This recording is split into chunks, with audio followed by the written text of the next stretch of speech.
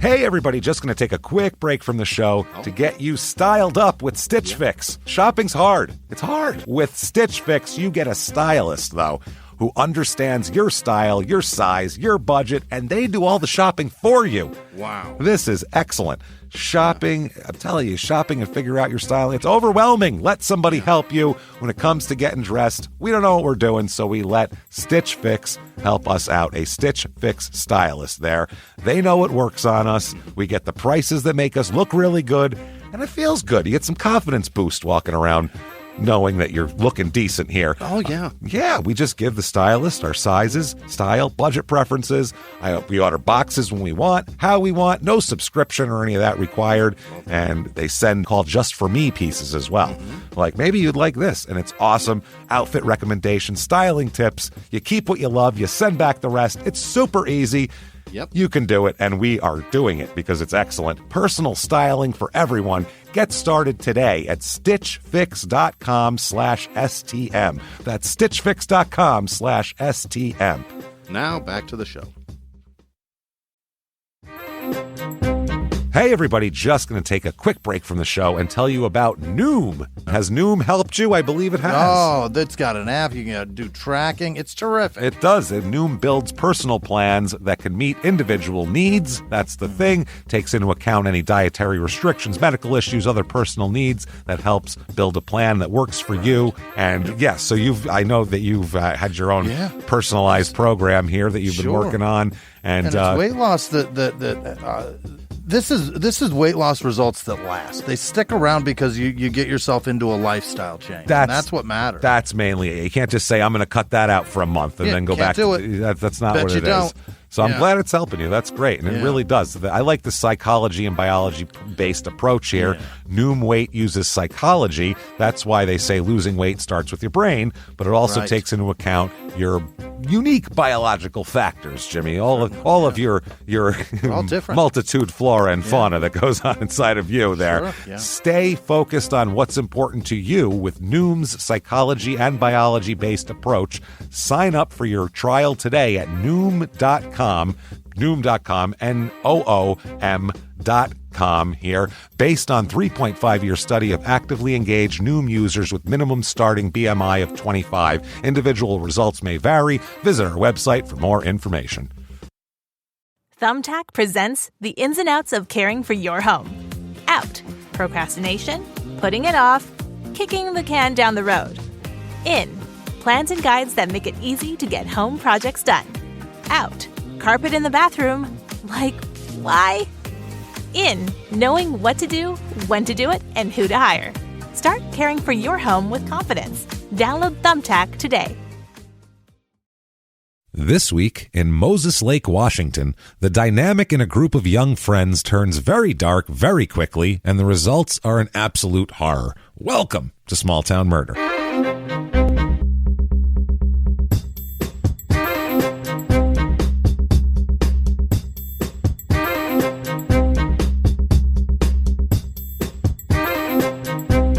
Hello, everybody, and welcome back to Small Town Murder. Yay! Yay, indeed, Jimmy. Yay, indeed. My name is James Pietragallo. I'm here with my co-host. I'm Jimmy Whisman. Thank you, folks, so much for joining us. We are excited, as always, to give you terrible stories. As odd as that sounds, when you hear the show, it makes sense. So thanks for joining us, everybody. If you watch the news, it's camouflaged with it anyway. Yeah, what the hell? Jesus. So thank you very much, everybody. Crazy story as usual this week. And if you didn't hear last week, you should probably go back and listen to that one because we're on a run of some weird stuff. And this week, again, very odd story and some crazy stuff going on. And just quickly before we get started, first of all, Apple Podcasts, purple icon, give us 5 stars. It helps a lot, and we don't know why.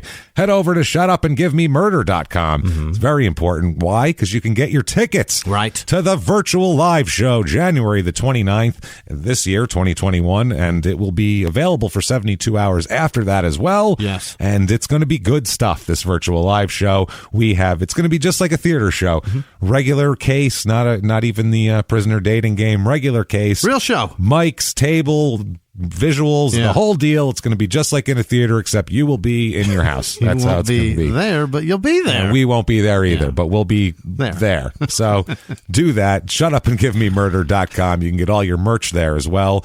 Also, patreon.com/crime and sports. Yeah. We're going nuts on Patreon. It's been so fun. It's been wild. We did the 1-star terrible small town reviews on our last Patreon that I'm telling you, I understand you're like, oh, it's a murder show. It's so funny. Yeah. You have to hear this. It's one of the funniest shows we've ever done about anything. It's just hilarious to hear it. And to show we're good sports, we'll talk about how much people hate us sometimes even too. Talked about a little much how people hate us as well. So you can do that, and we'll have a story next week, a murder story actually next week for Patreon. That is one of those stories. You know when we have those stories where someone dies and you go, not good. Yeah.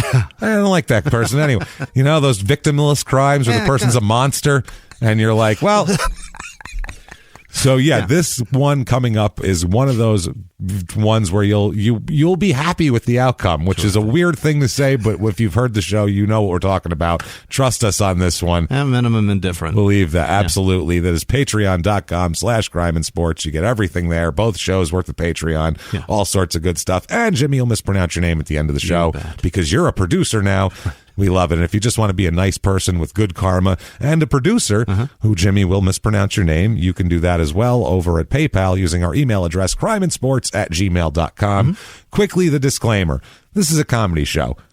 There's murders that happen. Yeah. Terrible murders. All the time. Horrible stories. Yeah. They happen all over the world. Yes. We talk about some of them. We're going to make jokes about things. Now, that sounds weird. Yeah. I get it. If you're new to this, you're going to go, well, that's strange. You're going to talk about a murder and then make jokes about it. Yes, but trust us on this. There's a lot of weird stuff that goes on around murders. Oh, yeah. And we go out of our way not to talk about the victims or the victims' families. Why? Because we're assholes, but we're not scumbags. There you have it. That's it. We talk about that. We talk about small towns. Don't be offended by anything about a small town.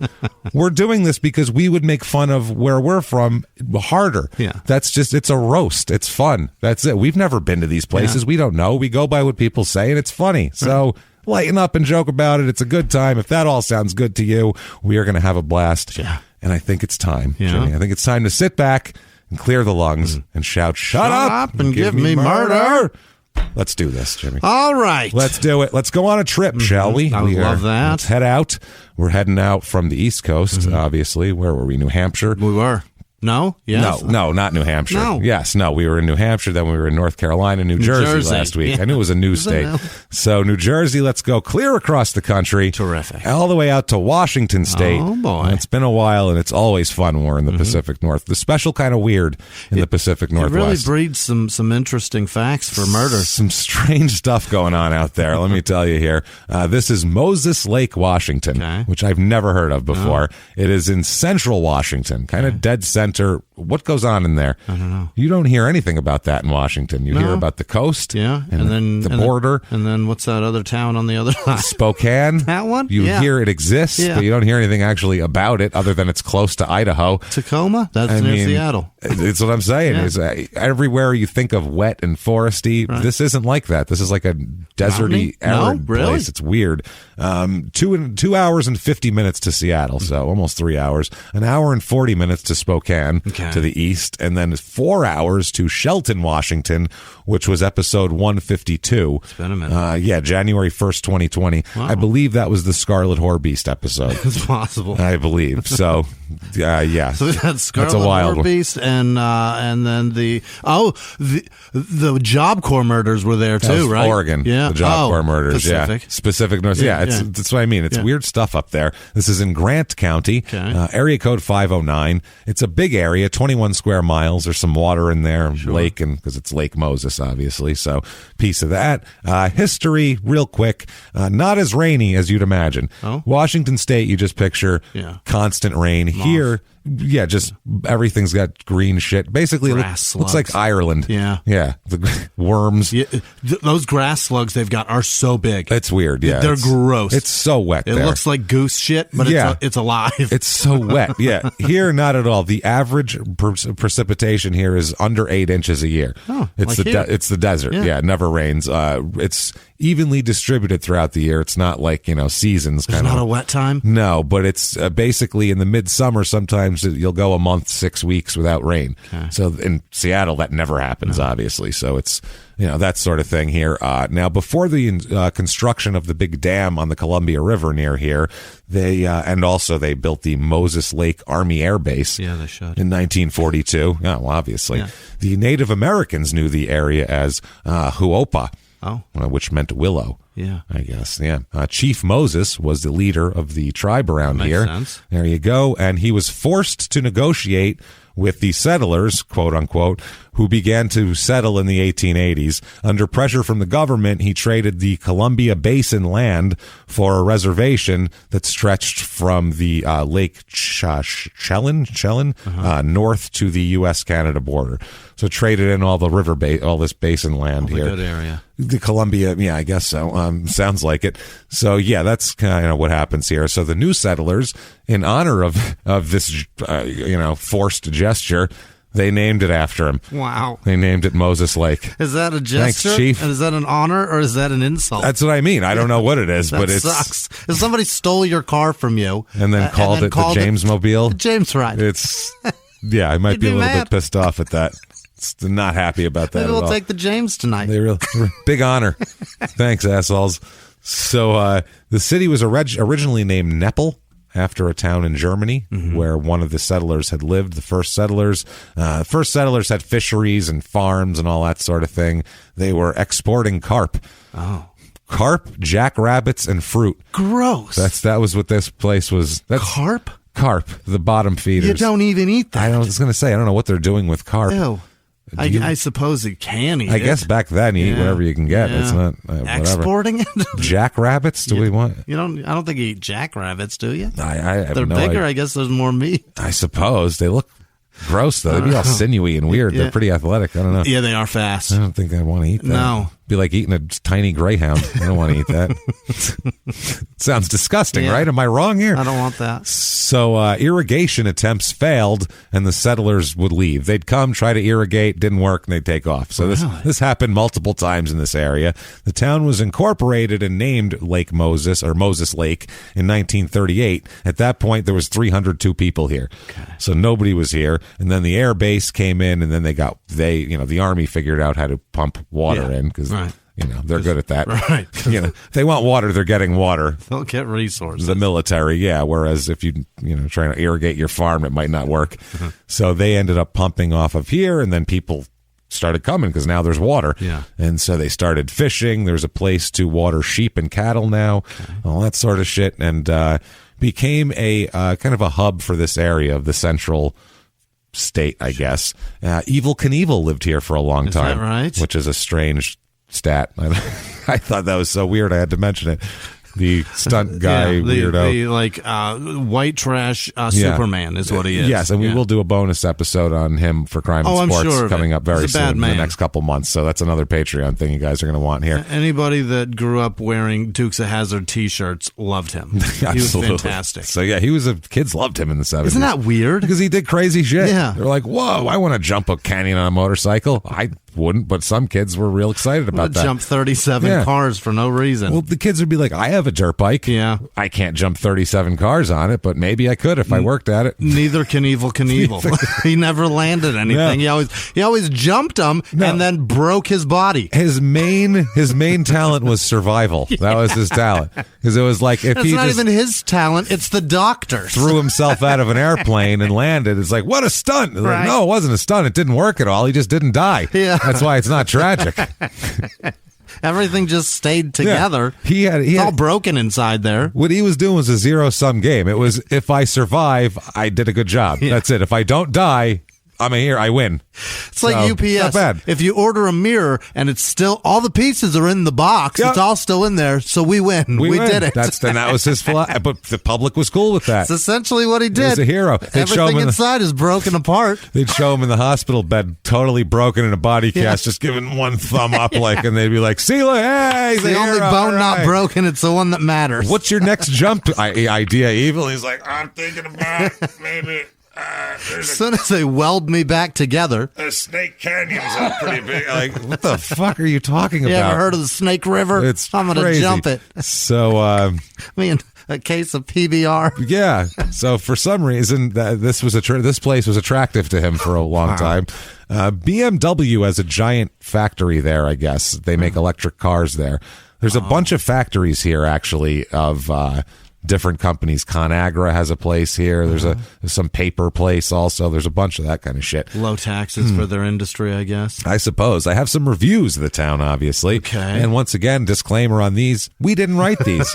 These are other people wrote them, and I'm reading them to you. I mean, so when you complain to them, not to me. Don't say, you guys don't know. No, we don't. We're reading what other people said. That's the point.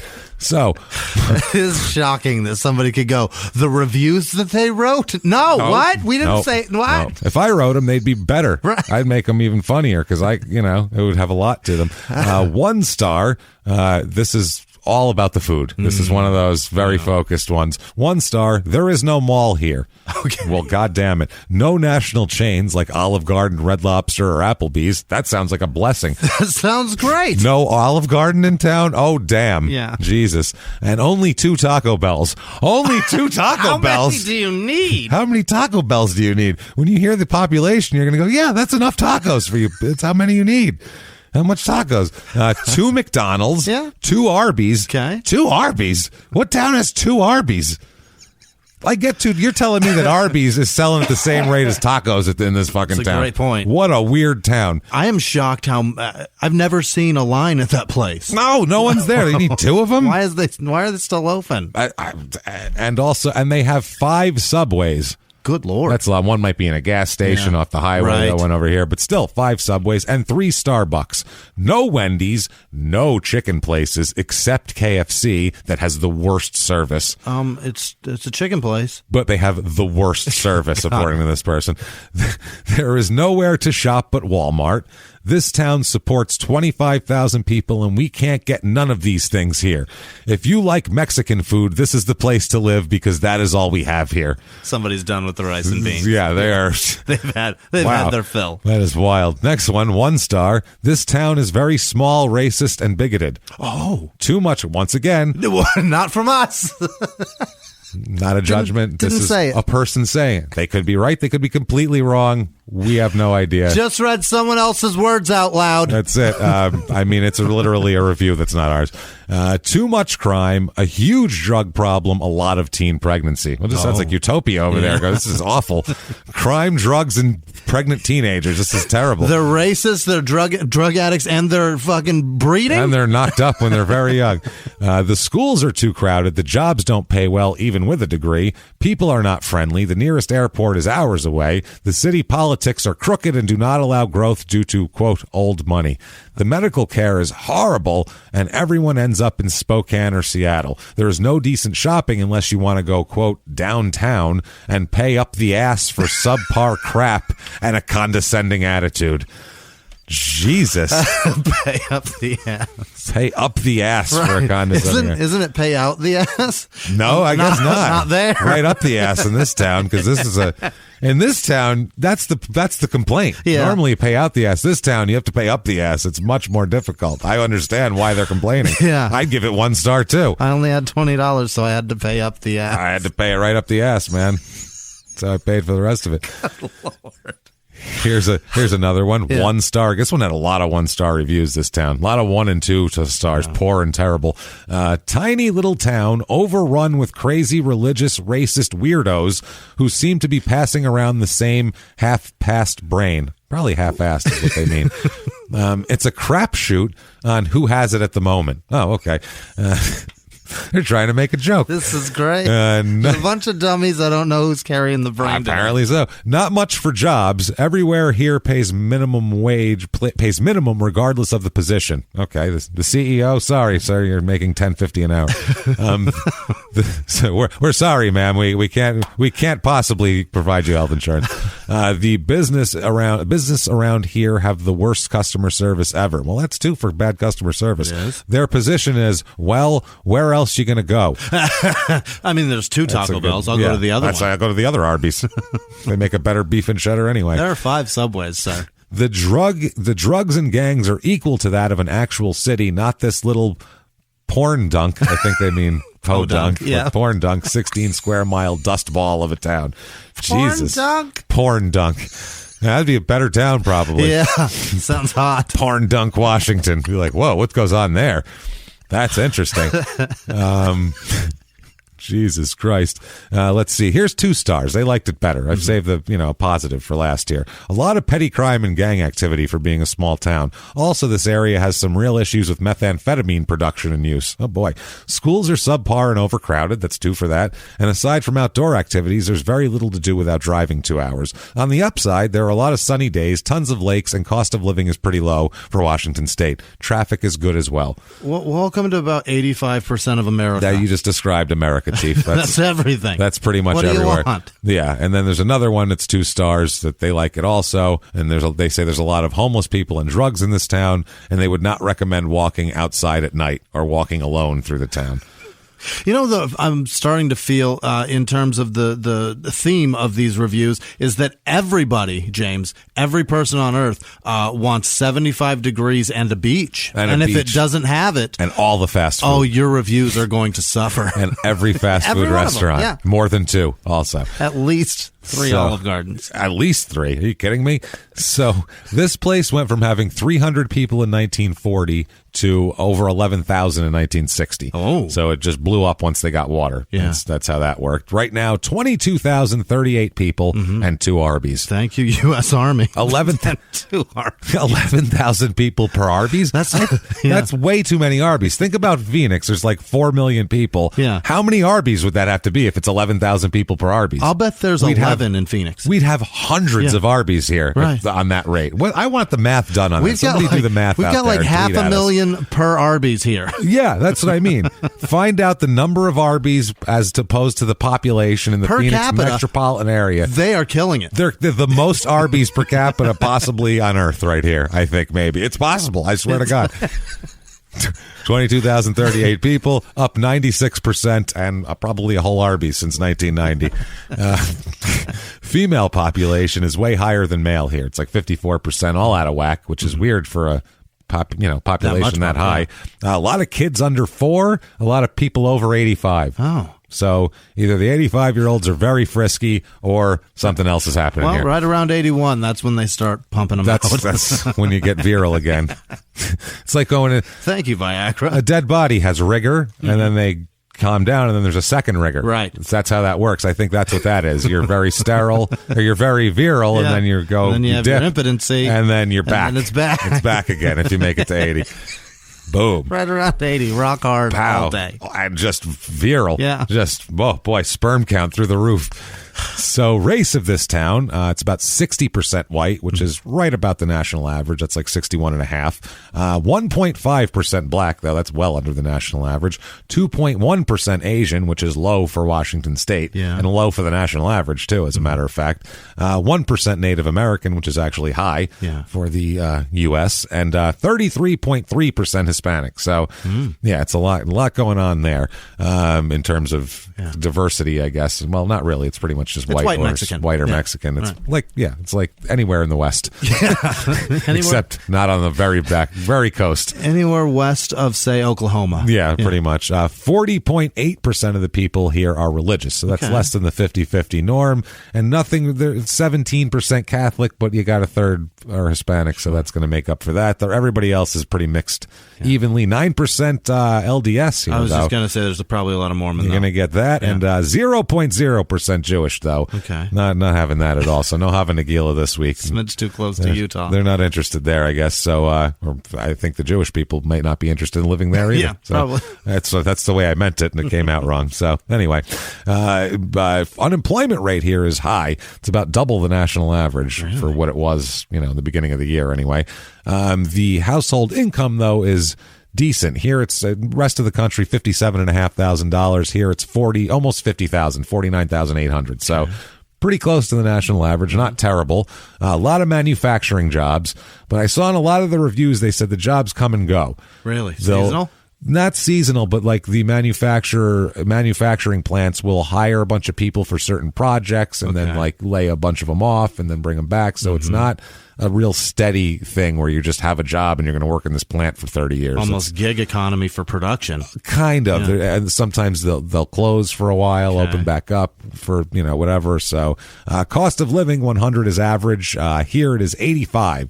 Not that bad. Housing's an 84. So, I mean, pretty, not bad. Median home cost $193,400. So, affordable. A lot of houses between $100,000 and $200,000. And if we've convinced you, I don't know how, but you need to be here. You need to get. You know why? Yeah. No waiting at Arby's. That's just wide open. You want the highest Arby's per capita in the United States. We have for you the Moses Lake, Washington Real Estate Report.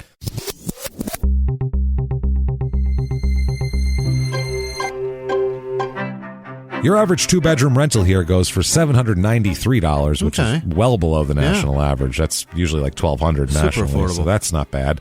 I found a three-bedroom, two-bath, 1,296 square foot house. It's not great. I'm going to be honest with you. It needs some work. Right. You could live there, but the inside's pretty. The floors are weird. It's not great, but it's fine. $154,900. Okay. So if you needed to get in there, that's your lowest point of entry. But that's not like a trailer, basically. No. I found some of those, too. Found a four-bedroom, two-bath, 2,784 square foot house. Yeah. Sounds good. That's big. It's weird. Yeah. It is fucking green. I bet it was added on a lot. Right? Probably. The weird, it's green, and I'm not talking like a forest green or like a Kelly green. It's like a... Like Crayola green? No, it's like a weird, like a light green. Oh. Yeah, like a... Split pea soup green? It's, kind of. It's a very odd green, not nice. $259,900 though for that. And a couple of gallons of paint. Yeah. And then I found four-bedroom, three-bath, 3,868 square foot. Very nice. Big outdoor brick oven thing in the back, which nice patio. It's probably area. A pizza oven. I think it is. That's the new thing people are doing. I know. It's cool. Oh, as shit. Boy. You could see it from the side. I couldn't tell what it was. But over an acre of land. Very nice. $967,000 though. Jesus. So you're paying for it if you want to get something half decent. 4,000 square feet though. It's a big house. Yeah. It's a big house. Yeah. It's not. It's a really nice house. It's kind of farty on the inside. Fucking $1 million. $1 million. You're going to want to redo the kitchen, so it's bad. Things to do here. Right. This not a lot going on here. Here's one. This is the what is this? The Moses Lake Spring Festival. Hell yeah! They love this shit. Bringing on the fun in Moses Lake, it says on here. Yeah. Come join one of Moses Lake's biggest, most spectacular event of the year. Okay. Come on, guys. Events. Put the S on there. The Moses Lake Spring Festival. There is always something to see or do. Watch the 3-on-3 basketball tournament. No. That's what I want to watch. I want to watch fucking people who live in rural Washington play 3-on-3 basketball with each other. Probably a lot of talent there, I imagine. I need the night shift of Taco Bell playing the night shift of Arby's. Yeah, no thank you. Oh man, it's the beef and cheddars are playing the chalupas. This is amazing. I can't wait to watch the Gorditas. See if the cold cut combo can defend its title. It's going to be awesome. Can't wait. Oh, the 5 for $5 roast beefs are playing the... That is the most disgusting offer on earth. That's not good at all. I don't want any of that. Free admission, free live music. Let the kids play at the carnival, and watch the Spring Fest lip sync competition. Oh boy, lip sync competition. How is that? What talent? What? Fuck you! I guess to perform, but either way, you're lip syncing. If two people both know the words to the songs, I mean, I think it's tie. You both got all the words right. Yay! Good job. What is the fuck that? Is that? Oh, it's like having dumb. It's like having an air guitar competition. Yeah. But worse. It's so stupid. Or just walk around and see it all. You got to take all the tournament, the lip syncing. You don't want to miss a minute of this, obviously. Oh, my God, how dumb. Oh, my God. They got to really dig deeper than this. This is all just garbage. It's free. So it's a free admission. What do you have? And free parking. I'm going to charge you for that. Don't forget to grab some great food and drink. Oh, boy. And they also have the Oh my God, the Spring Festival Kitty Parade. Yeah. Which sounds just gross. Horrible. Yeah. After we do this show for 200 episodes, I just picture some murderous pedophile on the side going, which one am I picking out for later? I picture a road lined with dudes in lawn chairs tugging as they just parade. Picture fucking Sling Blade staring going, I want me that one in the third row. What's your name? What's your name, sweetheart?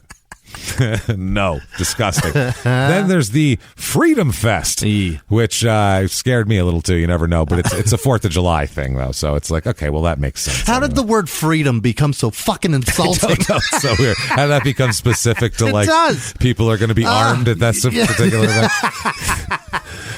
So I hate that word. Like heavily, not even a little bit. There's a food truck rodeo. I hope that means it's just food trucks. I hope they're not competing in some sort of movement. If you can get your lasso around the smokestack of that diesel, baby, it's tacos. Yours then, and it's all you can eat if you can lasso up the smokestack.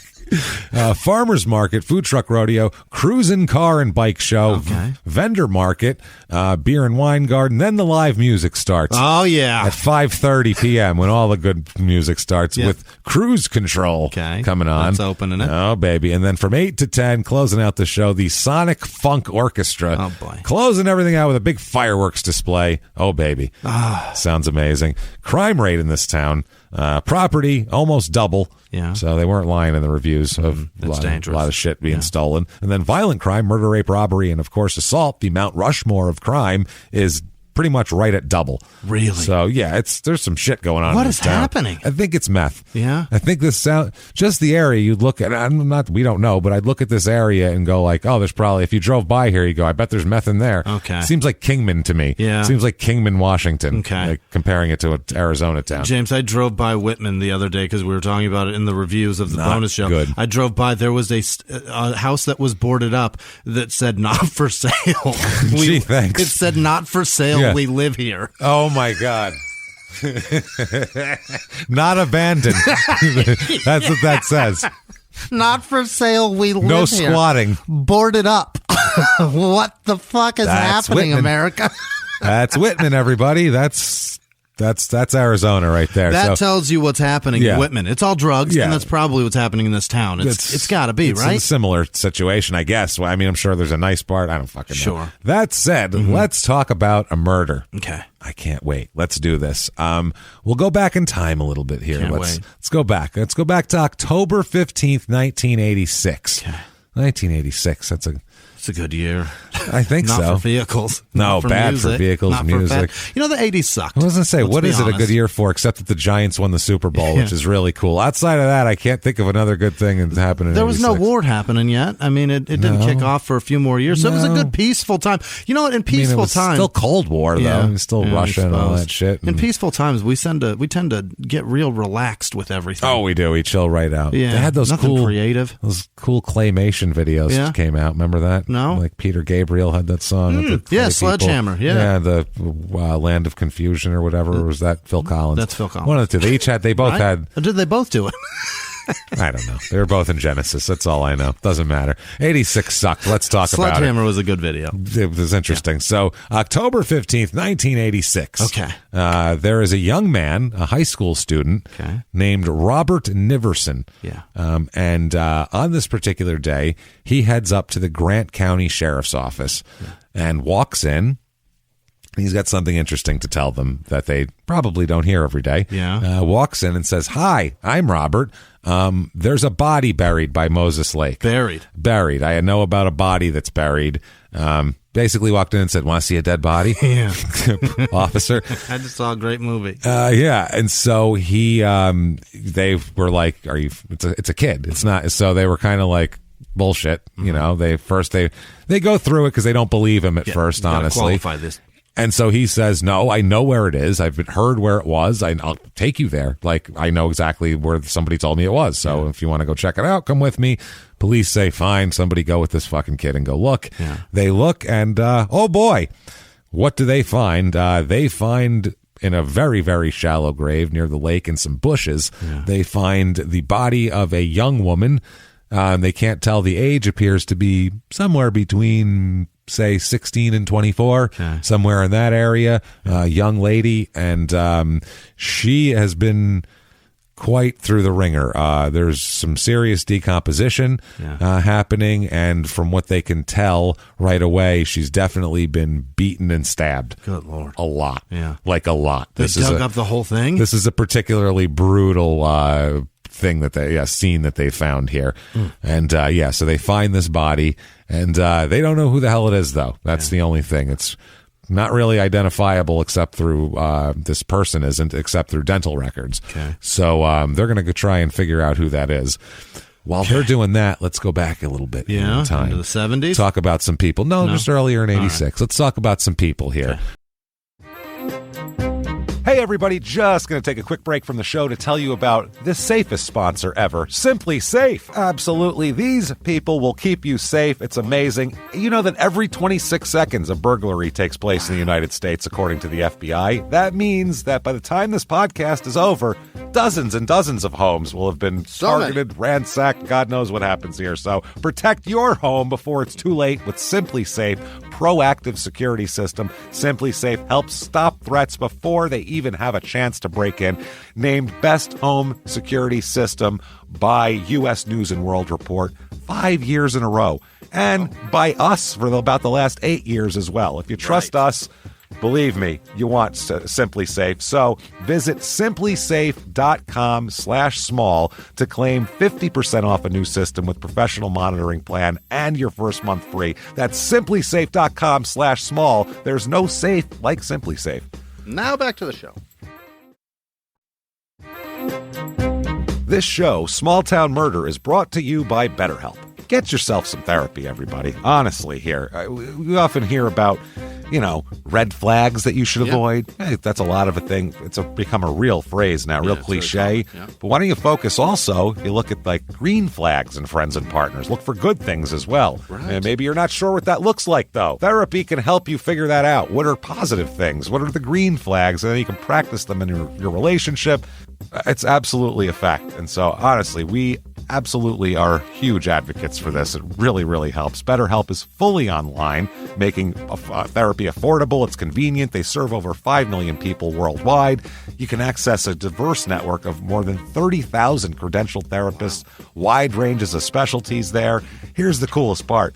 You're not getting along with your therapist, you're just not feeling it, you can switch at any time, no extra charge. Wow. The thing is, they want you to get help. That's it. And you can do it with BetterHelp. Discover your relationship green flags with BetterHelp. Visit BetterHelp.com/smalltownmurder today to get 10% off your first month. That's BetterHelp, HELP.com/smalltownmurder. Now back to the show. Well, they're doing that. That is October of 86. Keep that in mind. So let's talk about a young lady named, look at this. Her name, I forgot about this. At the time, I was so excited. Now I forgot. Alabaster? No, it's E. Margot. Okay. And yes. E. Margot. Okay. But they call her kind of like iCarly, I guess, except E. Margot.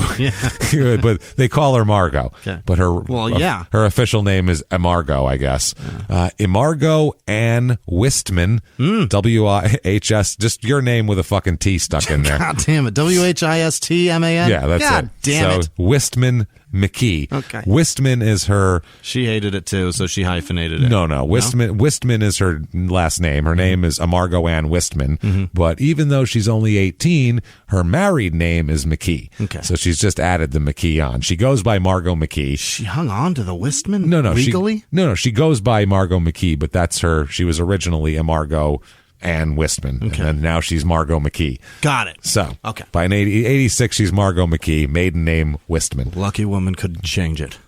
There you go. Here she is right here. Okay. You can see her. It's a newspaper picture, so you can see there. She is. Looks young. Yeah, that's like a high school senior picture there, obviously. So she's got like a dress on. Big and hair. You could tell, some 86 hair going on. Yeah. Now, Margot, all through high school, all through her life here, she has a kind of a tragic she's got a tragic thing here.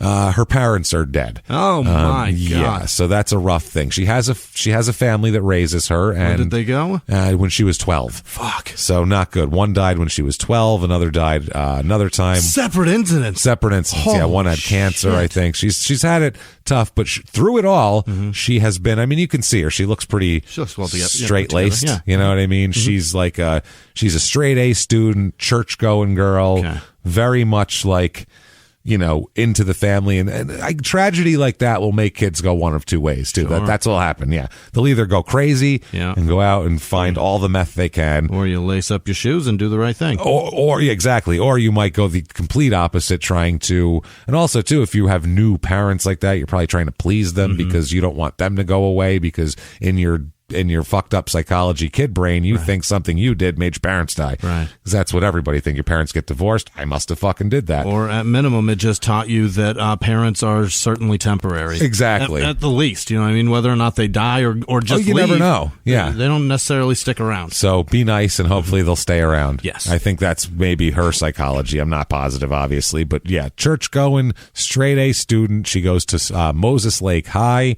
and she is her main goal in life is to do really well in school, get good grades, and get the fuck out of Moses Lake. That is her goal. I am going to get out of here, go to college somewhere else, and move away from this shithole, is the way she thinks of life. Good for her. So that's, it's no matter where you're from, if it's even if it's from a nice place, you want to leave there for a while. Yeah. You should leave, you should see something, and then figure out where you want to be. So you can't just say this is the best place ever and you've never been anywhere else. Right. Because you don't know. You have no clue. You have no clue. It might be the best place. You might leave and then go, I'm going to move back there someday. That was the best place ever. Right. Who knows? But you should at least leave and find out. If you leave and you find somewhere else and you realize that's not better, then at least you know that this place is not the worst place. Exactly. At least you know now. Thank you. So, she lived in Moses Lake her whole life, and she just wanted out. It's not even like she hated it. She just wanted to leave. It's a small area kind of by itself here, and if you're a kid, it's got to feel claustrophobic after a while. So a little bit. I would understand. So, there's not a lot for kids to do here either. Just in the 80s, we're talking there's about 10,000 people here. So, I mean, they might have only had one Arby's, Jimmy. That's how tragic this could have been. And it's very difficult times. I mean, probably 2 Taco Bells still, but 1 Arby's. I mean, not a lot to do. And they run out of beef and cheddars. They're going to run out of beef and cheddars if you only have 1 Arby's with 10,000 people. They're going to bum rush the place, obviously. 5 for $5? How many out of 10,000 people? How many people could you expect to want Arby's on a daily basis? I guess if you bet on 100 people eating there an entire day, maybe they put it from open to close. Maybe they have one right by a factory too for lunch. Would that even pay the bills? That's what I mean. I don't know. Arby's, there's a lot of lights on. That sign's bright. There's a lot of shit going on. Fryer takes a lot of electricity. Yeah, people running around back there with stupid hats on. There's got to be something going on. Microwave for your quote unquote meat. Whatever that slurry. There's no way they make that on a grill, right? Whatever that compressed slurry is. Yeah, however it warms. They're not making it on a grill, right? I assume in a bag in water would be my guess. Not even like a sous vide either, just a warmish water. Stick it in there. Yeah. Warm it. That's what they do at Taco Bell. Really? It's in a bag in water? It's in a bag, and then you put it in the thing. And in the tin that's in water? It's gross. Yeah, Yuck. It's a heated thing. And, yeah, that's vile. They have just big frozen bags. You know what? That's how places do sauces too. Because you just stick it in the stainless pan that's in water. Then it heats it. All day. Disgusting. The same water. It holds it. Granted, it's not touching the water, but that's still gross. It's still gross. So not a lot of shit to do. One of the teachers from Moses Lake High at this point, she said, quote, take somebody who doesn't like school and they're kind of lost. Yeah. There's nothing else to do with school. Really? So if you're not into school and school activities and grades, you go home and you sit there and there ain't shit to do. This is pre-internet, pre-everything. This is once a year you get a carnival. Yeah, you get to go to the spring festival and watch the kiddie parade if you're a pervert. Listen to cruise control. And that's it.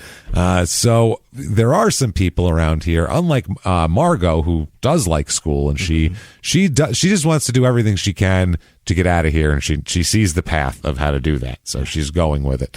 There are a couple of people here who don't like school, we'll say, and one's a year older than her and one's about 2 years older than her. Okay. A couple of young guys from town who yeah. they're not real into school. I get it. They're more of the burnout variety. Yeah. And we'll talk about, here these two are. Check them out. Yeah. I mean, you could see these two guys, and they look like they share a Trans Am, don't they? Right. Like a beat up T-top Trans Am that they. Does that one have that shitty check mustache? Do you know what I'm talking about? Like, is that a mustache on his face? I think he's got a real like shitty like real beard. Gomez Adams. Yeah, and then it's a bad mustache. This dude's blonde as balls. Boy, the other oh guy. boy, is he! You can't even see his hair. It looks like a ghost. Like there's like an aura thing around him. Like his face. A flash. If you just showed his face and asked somebody guess his hair color, you just go, "Oh, blonde, obviously." White. I don't know. Jesus, is that Ric Flair?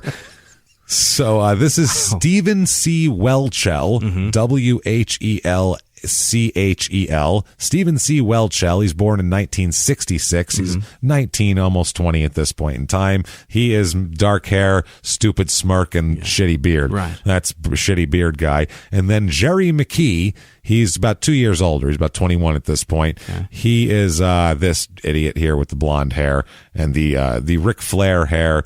What's his last name? McKee. M-C-K-E-E. Okay. McKee. So Jerry McKee, Stephen Welchel. Yeah. So, okay. Now, they are high school dropouts. Oh. They're from this area. Yeah. And they're the exact person the teacher was talking about. If you don't like school, there's nothing else to do except drop out and sit in your fucking trailer and get into drugs or get into whatever, because honestly it isn't even like you could go get a bunch of jobs at that point. There isn't really anywhere to work here at this point except at the new Arby's that just opened up. Second location, thank God.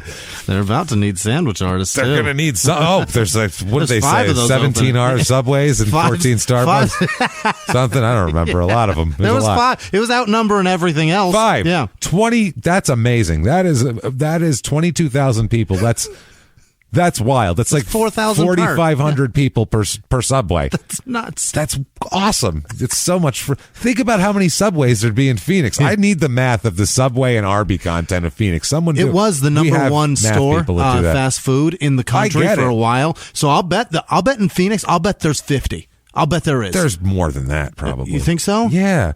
Maybe there is. Because we knew a guy who owned like 20. Did you? Yeah, we did. Do I know him? Yes. I don't. Wait. Yeah, no. We do. He gave us a gift one time. Okay. That guy. I don't remember. It's like a crystal. Never mind. We'll Is it a crystal Subway? It's a crystal Subway sandwich. Yes, I know who you're talking about. Yeah. It's a crystal tuna sandwich. Yeah. Dude would pull up in his fucking Rolls Royce. Yeah. And then do comedy. And you're like, why are you doing this, sir? To hang out. He just wanted to hang out. That's right. He just wanted to hang with us. Yeah, he wanted to hang with us. open micers. He just liked us. And the people he thought was funny, he would give us awards. That were just awards from him. We were in a contest. We lost. But don't you worry, because he brought awards. He gave us awards, but not everybody. Only the people he thought were funny. Yeah. He gave us. I remember I have a crystal microphone. You have one too. It's sitting on my desk. I have one. It's a crystal. A beautiful microphone. That's amazing. Thanks for the laughs, Rupinder. That's probably $75. Yeah, this is crazy. This I barely know him cash. What a nice man. Thank you. So you could do that, or you could stand up and applaud. One of the two. Either or. Good set. That would have sufficed. That'd have been fine. Thanks, bro. You pound out of it. Thank you. Right on.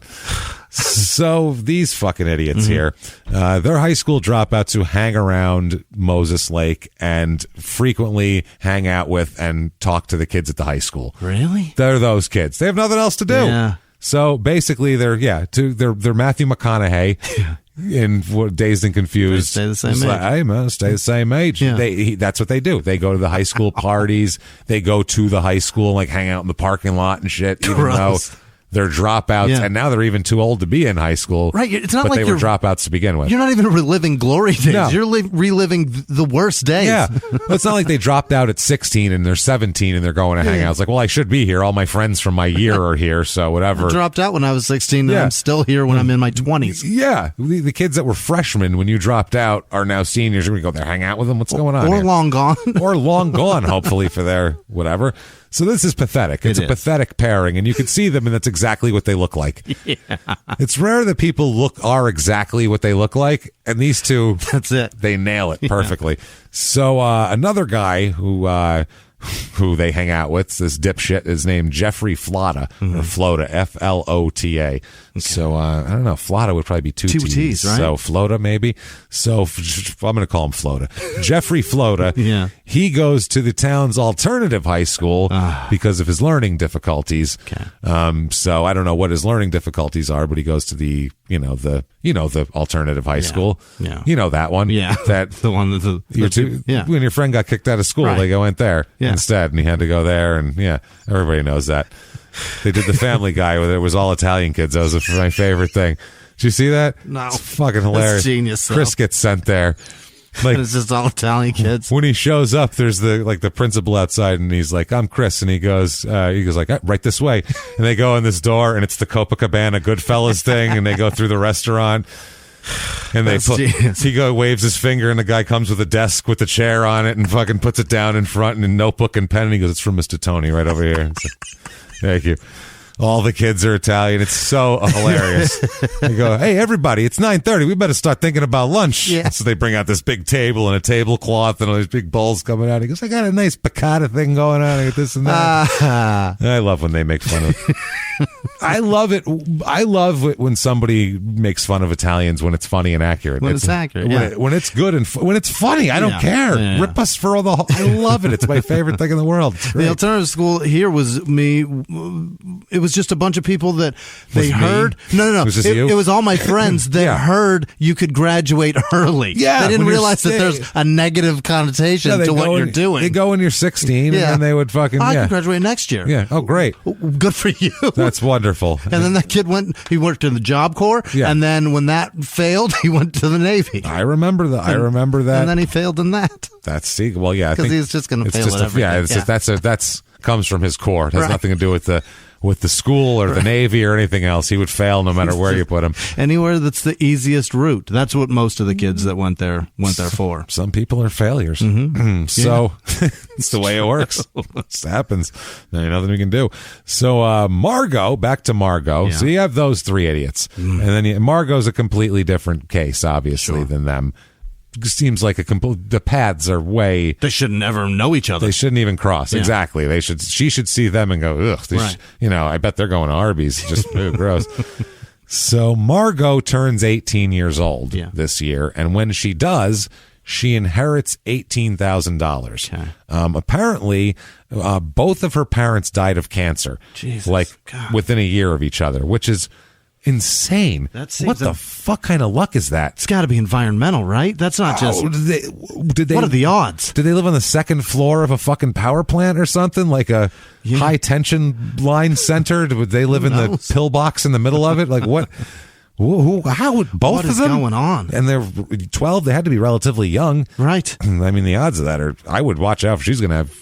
I'd be getting something. I'd be getting checked scanned over all the constantly. time. Yeah, Christ almighty. At minimum, I'd be calling Aaron Brockovich. Something, there's something going on here. So the Sterlings are the family that take in Margot when she was 12, and they promised Margot's mother that they would raise her just like they would raise their own child, and they'd take her in, which Margot, very lucky that she has somebody Thank goodness. In a stable home that's willing to take her in and, be a parent at 12 to a kid who's broke. I mean, you'd be broken if both your parents died at 12 of cancer.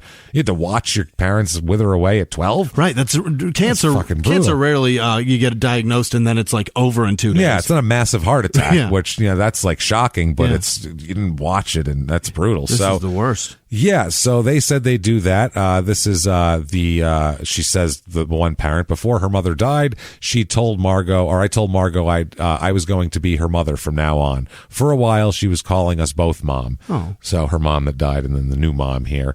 Now, in her junior year, Margot heard an army recruiter came to the school, and she heard that speech. And so that summer, she signed up for the delayed entry program, where they can sign people up before they're even of age to fucking sign up for anything to go in when they're of age. It's like a letter of commitment almost. I hate that. Yeah, it's a promise ring for the military. Before you get smart and realize this is a tough gig. It's a tough gig and it's dangerous. yeah. You're like, oh, that sounds fun. At 17, you're a little more impressionable than 18. You are, yeah. At 18, you've got some freedom and you might go, hey, this is dangerous. I might not be able to do that. You know what I mean? I might not be able to pull that off. It's a hard job. Not everybody can do that. Sounded fine a year ago. Yeah, not everybody can do that. It's difficult. So she promises to join the service when she graduates from high school. So in the spring of 1986, the Mrs. Sterling, her foster mother, or her new mom, I guess here. Wow, this is rough. Had a kidney removed. Oh no. So can you imagine that? She had to be like freaking out, Margot. Like, oh, Jesus, now this one's sick too. She's in the hospital having a kidney removed. So when she gets out of the hospital from her kidney removal surgery, she realizes that Margot had moved out while she was in the hospital. Really? Which is really weird. She didn't say anything, completely out of character behavior. Yeah. Just over the rainbow weird. Yeah. So she's shocked. Mrs. Sterling says she'd talked about getting her own apartment before. We knew she wanted to see if she could do it on her own, but she just didn't tell them. Right. Or like, hey, I'm going to move out and, whatever. She just was gone. And she just got her inheritance, so maybe she wants to have her own apartment. And, that makes sense, I guess, at that point. But it's weird to do that out of the blue is what it was here. So that's about mid-March 86. From there, Margot moves into a small apartment with a student from another student from Moses Lake High. So she gets a little apartment, little roommate, whatever. At that point, just Jesus Christ, the other girl had a car. But so that was the deal. Was I have an apartment, you have a car, you can take me places. But she was still in high school, this girl. So after a couple weeks, her parents came and got her and made her come home. Made her go back. Yeah, she can't. Usually, when like a junior in high school, your parents don't let you get an apartment. Yeah, unless it's a really tough situation elsewhere. Yeah, unless that's the better solution. Exactly. Yeah, normally they're like, get your ass home. What are you talking about? Are you live with her? Get back to your room. You don't even do your own laundry yet. Go back to your room. Yeah. You don't know how to make macaroni and cheese. Right. What are you going to do here? I'll call you when dinner's ready. Yeah. Go back to bed. Fucking get out of here. Yeah. So one of the first nights at the new apartment, Margot, they have some people over, some friends because they're teenagers. That's why they have an apartment. And she meets Jerry McKee. Oh, boy. Our blonde-haired fella up there, the dropout loser who's 21 and hangs out in high school parking lots. Mr. Blonde. With high school girls with his stupid blonde hair. Yeah. So, she meets McKee. He was on his way to a party. Margot didn't want to go to the party at all. With them, they offered everybody to go to the party. Margot's not a real party girl, so she didn't want to go to the party. But McKee ended up hanging out there with her and talking to her all evening. Okay. So they got to know each other all evening. So he was like, I'm not going to the party either. I'll just hang with you. I'm talking to this girl. Yeah. I go to parties to meet girls. Right. If I'm already here, already met a girl, what the hell am I going to go to the party for? Sand and beach, man. That's what I mean. Exactly. What are we doing? So there's the girl. They end up talking all evening, and this is the type of guy that you wouldn't want Margot to hang. If you're like Margot's parents, you'd go, don't talk to that guy. Right. He's a scumbag. He's way old. He's 3 years older than you, which is a big 3 years. Senior in high school, just after your senior year in high school, and 21-year-old scumbag are way different levels of your maturity and goals aside, interests are already all askewed. Exactly. You're after different things at that point. So that's an interesting thing here. She turns 18 on April 4th. Okay. That's when she gets her money. So that's when this all kind of is going on here. And on that day, this is now granted, she met Jerry McKee a week ago. Right. On that day, they decide to get married. What the fuck is happening? Okay. So she's saying, silver-tongued devil. Imagine wow. the game on this guy. Yeah. He's a dirtbag. Right. He's got nothing going for him whatsoever. He's not even good looking. No. You saw him. He's a terrible looking man. Right. He looks like if Eminem had a mullet. It's not good. Like a puffy haired mullet. It's not a good look for a man. And somehow more blonde. And blonder. Yeah. But that looks like it's natural too. Yeah. It's creepy as shit. So That, and he's gonna, wow, he sweet talks an 18-year-old girl who's actually has her shit together, is on a path to do better things in life and all this type of shit. She wants to go to the army so she can get money for college. Right. And either way, she's out of Moses Lake. Yeah. Instead of that, she wants to marry a loser who's never going anywhere. Ever. No. It's very strange. Unless his friend can give him a ride. Unless, hey man, you got like a ride? Oh, then I'll be stranded. Shit. No luggage. But you can see the look on a 21-year-old's face when he hears the words $18,000 cash. There you go. That's a big deal. I was gonna say 18-year-old loser, dropout, burnout. Yeah. He hears 18-year-old chick, own apartment, got a bunch of cash in the bank. That's a lot of money to somebody. Yeah, in 86 to a teenager. Right. That's a lot of fucking money. I had a roommate who told me he had $41,000 in a Roth IRA in 2003-ish. Yeah. I was blown away. Like, I was my God. That is the most money. Can I look at it? Can I see it? Show me the statement. Bullshit. I don't believe you. Yeah. I was stunned by that amount of money. That's what I mean. But I was making that every year at my job. But I didn't get to see it at once. Yeah, you weren't saving it. He just has that. I've got to work all year to get that. On December 31st, you had none of it left. So it's the other difference. This is like November. It came and went. Yeah. So they decide to get married, which is absolutely crazy. It's crazy. Doesn't make sense. Imagine if you're these foster parents. You've raised her so well, and you're hopeful for her life, and you're like, no, it's all gone now. You're marrying a loser. God damn it. So she buys herself a car around that point, which she needs a car. Of course. You got to have a car. She's got some money. She buys a car. And then sometime in here over the summer with two of McKee's friends, they drive down to Reno to Nevada party. That's the thing. Yeah. Well, if you're from that area, Reno is the spot. That's their Vegas. Yeah. Think about it. Laughlin's too far. Think about it. That's their Vegas. Boy, oh boy. We're going to Reno.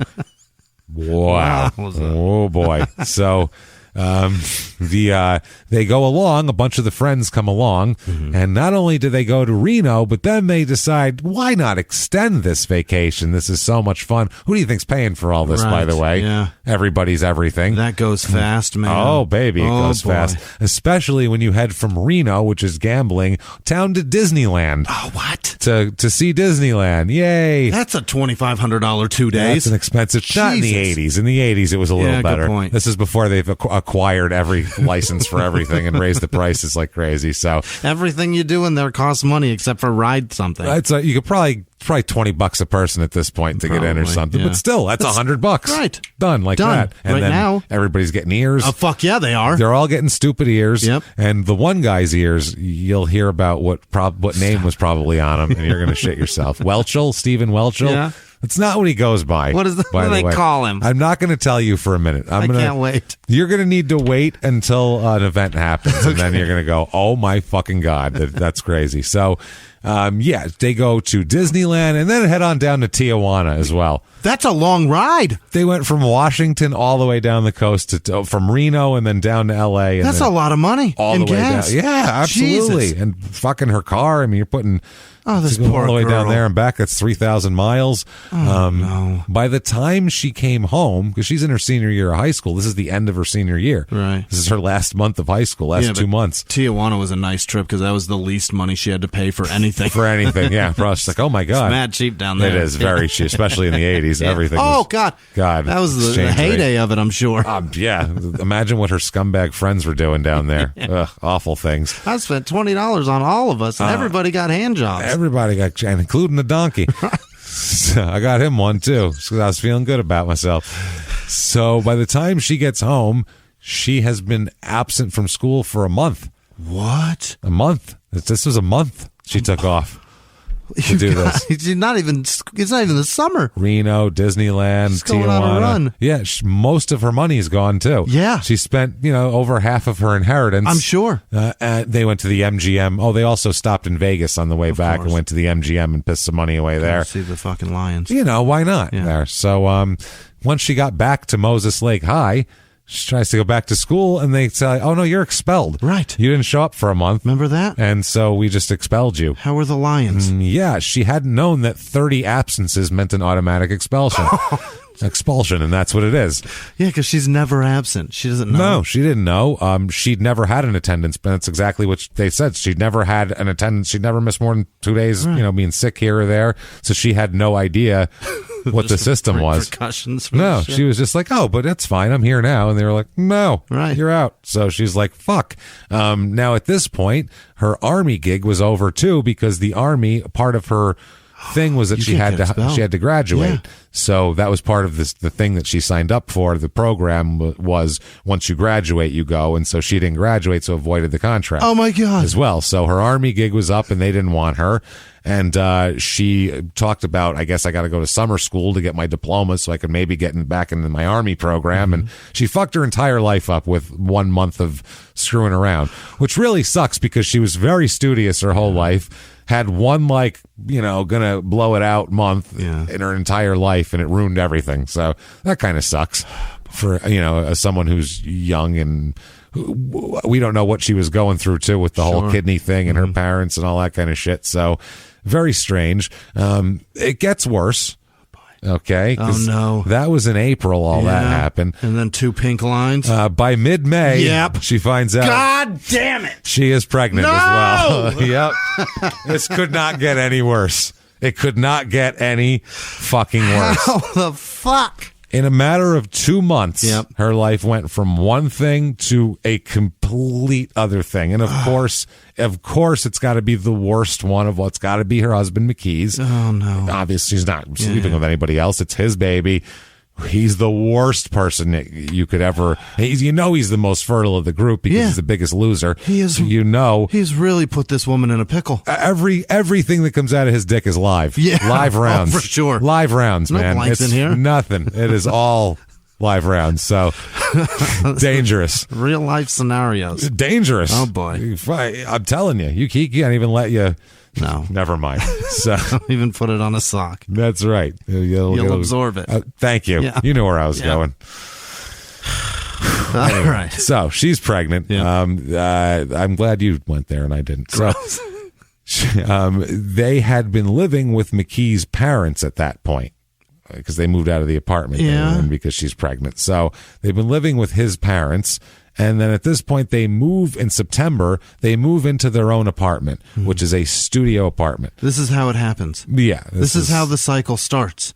This is it. Two mistakes that create little mistakes. Yeah, awful choices that you have to make that put you in different situations that make you make other choices, and you're always making the bad choice. It seems like it's just how it feels. It's a snowball. Once that choice happens, and you have to make a bad choice because you made that, so it's bad. And then at some point, you just go, "Who gives a shit?" And you just stay that way. Who gives a shit? And you park your dead car in your yard and leave it there. That's what happens. As your last tooth falls out. Help me push this over there. And that's it. You don't even care anymore. That's McKee is trying to drag her into this black hole of trash, which she is not. No. So it's like, it's bad. So, they end up living there. They get their own 1-room apartment. Within a couple weeks, within a couple weeks. I'm sorry. It gets worse. I hate hearing that word. 1-room apartment. It's not 1 bedroom. It's a one room apartment. It is a studio. 1 room. Yeah. When you say studio, it makes it sound glamorous. All right, it does. Yeah. Oh, like it's like a loft. It sounds so like. classy. I picture like an easel with a big. Oh, it's like an art studio. No, it's a fucking 1-room apartment. You get out of bed, stand up, and you're at the stove. And you're in the kitchen. Yeah. There you go. Make your breakfast. Everything in 1 room and then a toilet. That's the whole place. Hopefully it's got a door. So it's rough for 2 people to share that. That's rough, okay? Because it's like a hotel room. Right. You know what I mean? That's if you're in a hotel room, 2 people in it. Over time, you're like, we got to get the fuck out of here. Shit's building up. It's crazy in here. Well, they also have 3 other people end up moving in. 3 more. To have 5 people living in a 1-room apartment. In a divorce suite? In a divorce suite. This is Stephen Welchel. Oh, my God. This dirtbag moves in. He moves in with, well, I mean, why not have two runaway teenage girls, a 15-year-old and a 16-year-old runaway teenage girls? That feels illegal now. Oh, it's very illegal. This whole thing is disgusting. If you knocked on the door, you'd go, I don't know what's happening, but everybody up against the wall. There's something wrong here. I don't know what's going on. They're too young. There's too many people. Is she pregnant? What's happening? I don't know what's going on. It took her a month to go from life's on track going into the Army when I graduate to make money for college to now get out. Yeah. Housing runaways. Now it's, I guess the runaways can stay here.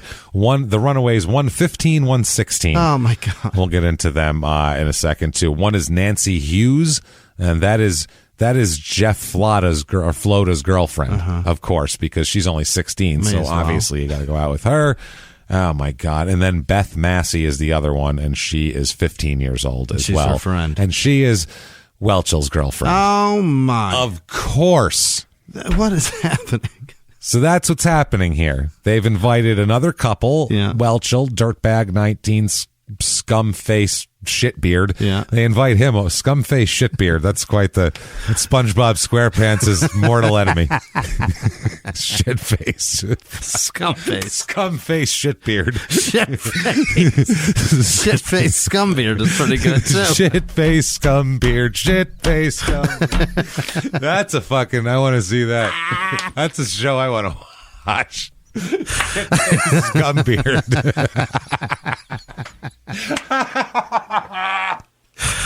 He lives in an avocado under your sink.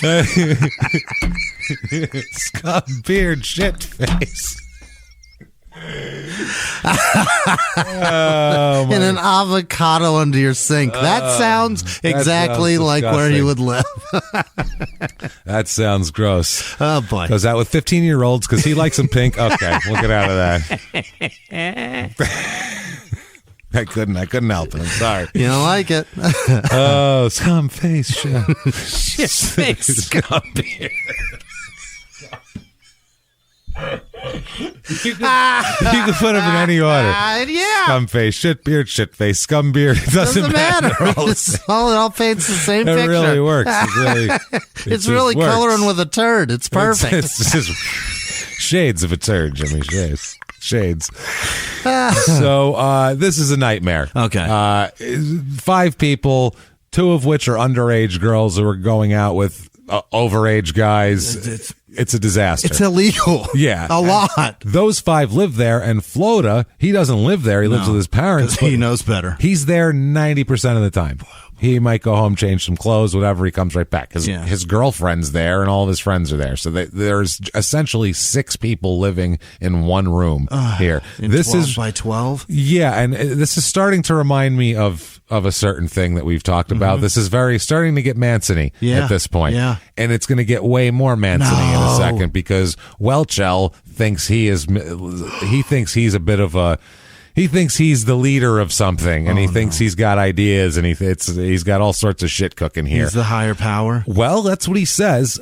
He tells everybody. By the way, at this point, Margot hates this arrangement, by the way. Of course she's she not does. happy.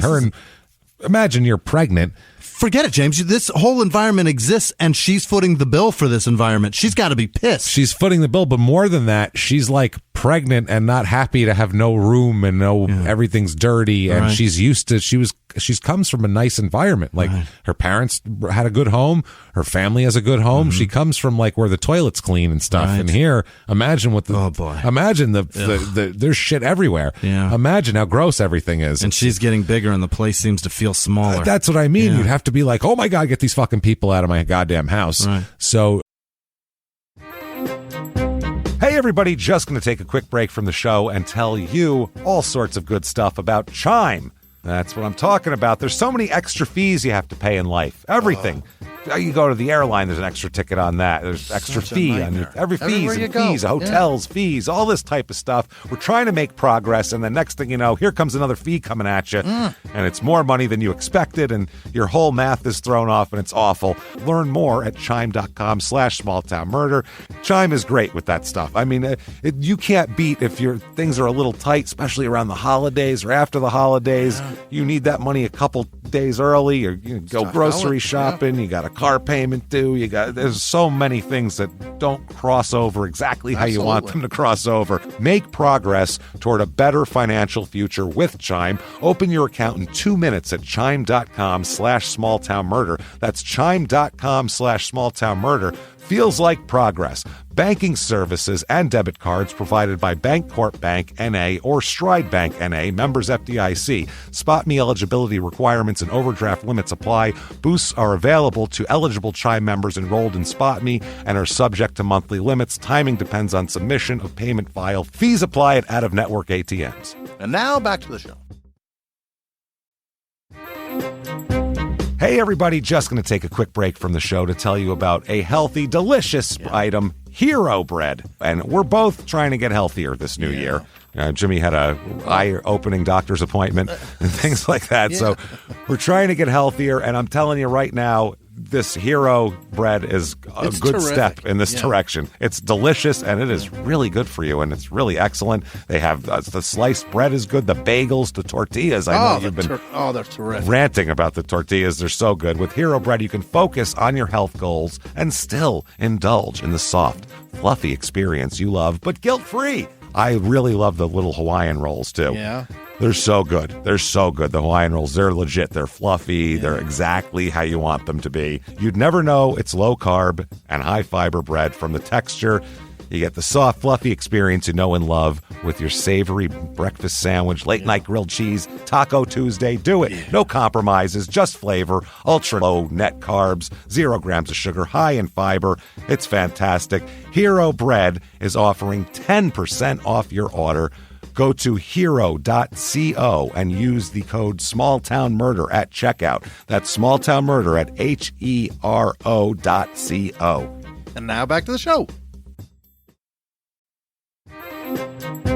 Hey, everybody. Just going to take a quick break from the show to tell you a little bit about Sono Bello. You know, the most known secret with celebrities and influencers and all these famous people is so many of them have had lipo. They've had lipo, whether it's a little touch-up here or a total makeover. Yeah. Nobody has a perfect body. That's the thing. No. They may look like it on TV, but there's things that help that. Absolutely. Lipo now has changed, and Sono Bello's been at the forefront with using LAL technology and getting those beautiful and natural outcomes for each person. Looking real natural. Our friends at Sono Bello are offering their best deal. You're now included in their winter savings event, but appointments are limited, so please get on this. Sono Bello doctors are masters in micro-laser fat removal, a brilliant technique that removes stubborn fat permanently. Wherever your problem areas are, tummy, love handles, thighs, arms, it's gone in one comfortable visit. Eating healthy and workouts are great. Keep doing that, but if you want to lose that stubborn fat in one visit, check out Sono Bello. Save big during their winter savings event. Schedule your free consultation now at sonobello.com/smalltownmurder. That's SONOBELLO.com/smalltownmurder. Now back to the show. She especially didn't like Stephen Welchel at all. She thought he was a braggart. Everybody thought he was a braggart because he kind of was a braggart. As a matter of fact, he brags about several things we'll talk about in a second. Can't wait. This is like White Trash Friends. That's what this is, though. There's 6 people in an apartment. This is yeah. The song would be the same. I told you life was gonna be this way. It'd just be less upbeat. Yeah, it's just a pregnant girl in a corner crying while they show credits. It'd be a country song. Never told you life was gonna be this way. Down, down, down. Your job's a joke. That is a goddamn country song. You broke. Your kid ain't got your DNA. I had to ad-lib that one, for a more modern feel for it. So we'll all be there for you. My truck is always stuck in second gear. Take off and cruise all in second. McKee's got to be hoping that this doesn't all happen, though, because you know what I mean? Like, he can't be happy about this situation. we can't afford juice. That's crazy. Well, that's kind of different, actually. Oh man. Now her parents, by the way, Ross and Winona Sterling, are they said they're just. There's a Ross? Ross and Winona. Of course there's a Ross. Of course there's a Ross. That's what I mean. And then her little brother Chandler was quoted as saying, they can't afford you. And by the way, I've never watched a full episode. Me neither. I fucking despise the comedy on that I tried so hard. It is just bad. Everybody loves it. Well, because it was just on all the time. It was syndicated and shit. I just couldn't get into it. And they picked 3 chicks that were fun to look at as a teenager. Yeah. So I did my best. But no then thanks. Just didn't like it. It was campy and dumb, and it wasn't even campy for the sake of being fun about the campy. Like Twin Peaks is campy and dumb, and they encourage. It's not like a John Waters movie. That's great. Yeah, this is Friends is just fucking dumb. Friends, I just don't like. I don't know. Everybody's going, oh my god, you don't like? Yes, we don't. It's a bad show. Everybody likes Friends. I get it. When you see it when you're a teenager too, if you like something and your friends like it, and then it brings you together because we all like it. Yes, we don't like it. We're not talking shit about your experience with Friends. It's just our experience with Friends. That's all. It's not about you feeling good. Yeah, it's about that it makes me feel bad. Feels very, very bad.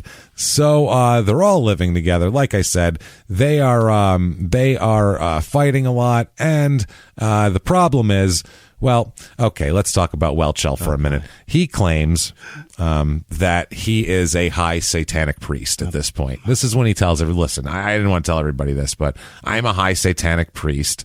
I'm also in the Mafia. I don't know if you knew that as well. So I'm a satanic mafioso. And just so everybody knows, in case you guys get lippy, I've killed 64 people in California through my Mafia. Well, some were Mafia, some Satan. Yeah. You know, when you serve 2 masters, it's really difficult to know who you killed for what after a while. It's like, was that for Mafia? Who was that, Vinny? Yeah. That sounds like Mafia, but I think I killed him for Satan. I'm not positive. How old is he? 19. He's just 64 people. 64 people. Right. He's a very accomplished Mafia hitman by 19. I mean, 64. Jesus Christ. Jesus. This is wild here. He's top of the line. Yeah. And he's a high satanic priest. So he's accomplished a lot in his young years. I'll give him that. And McKee is acting like he's like one of his disciples at this point. So another satanic, priest, which is pissing Margot off because she's like, can you get a job? And we have a baby coming. Right. Once there's a baby coming, it's like, that's all fun and games and shit. But, Also, he said something about Satan. The number one thing that those people do is sacrifice. How about we fucking figure this out? Well, yeah, that's in their minds. Yeah, that's what you'd see in a movie back then. And plus, he's just thinking, can you do anything to help rather than Satan isn't paying the bills? Right. So do something. So it's at this point, they're all living together and, he starts having problems. He said his aura, this is Welchel. Welchel. Stephen Welchel said his aura, quote, had a link that had been busted. This is late September. He said his aura, quote, had a link that had been busted. Man, I got a busted link in my aura. What is that? That's literally what he said. Busted aura link, man. This is fucked links? up. Jesus. My aura, it's a big circle, right? And if a link breaks and just flies all out everywhere, your aura ain't right. Got it. Feel me? It's a link of my aura. Gets real scrambled. My aura link. It's just all messed up. So, and then it makes me just kill people for the Mafia. Oh, boy. So, this is what he's talking about for a few times. September 24th, 1986. This is Nancy is there. Nancy's staying at her friend's house one night here. Late that night, they come over.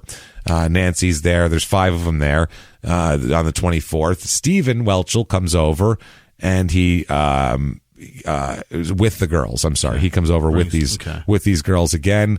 They were planning also to go to California with the McKees in early October. Okay. We're all going to go to California, and these underage girls are going to come. Let's take them across state lines because that's our wards with us. That's smart.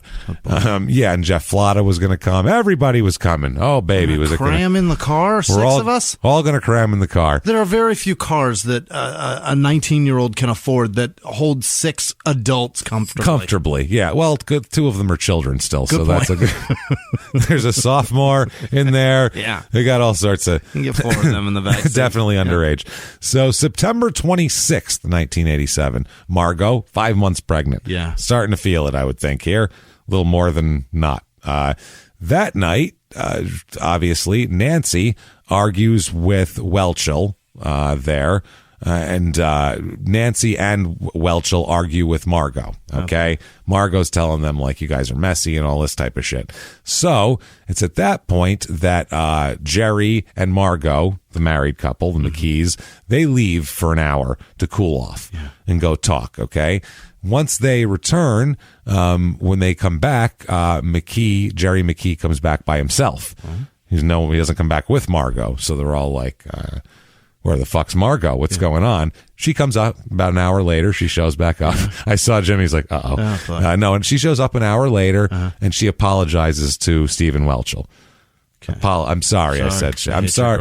I'm sorry that I'm upset that you make a mess and call yourself a high priest and bring underage girls into my home while I'm 5 months pregnant. Sorry you can't grow a beard. I'm sorry. I'm so sorry. I'm sorry, shit-faced scumbeard. I really... I can't take it anymore. I really apologize. So now she comes up to the apartment apologizing. McKee comes back to the apartment, and he says that... he tells her later that he's still mad at Margot.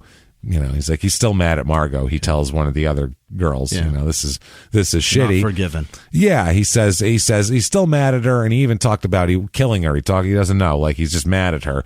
So Steve and Welchel had asked McKee there. Jesus, Flada McKee. Jeffrey and Jerry is what fucks me up. If tonight was the night, and Jerry said yes, it was. So that's what they said. That was the 26th. Okay. So now the 27th, he's got a broken aura. Okay. Again, he's still talking about it. Link busted in the aura. He says, Welchel, he goes, listen, I got to fix this aura. So let's all of us, about 3 a.m., we'll all head down to Moses Lake. Okay? Because you got to have a 3 a.m. aura fixing session at the lake. It's the only way to fix an aura. Everybody knows that. It's in the darkest time. Yeah, everybody knows that. Right. It's obvious. Right. Under the moonlight. Duh.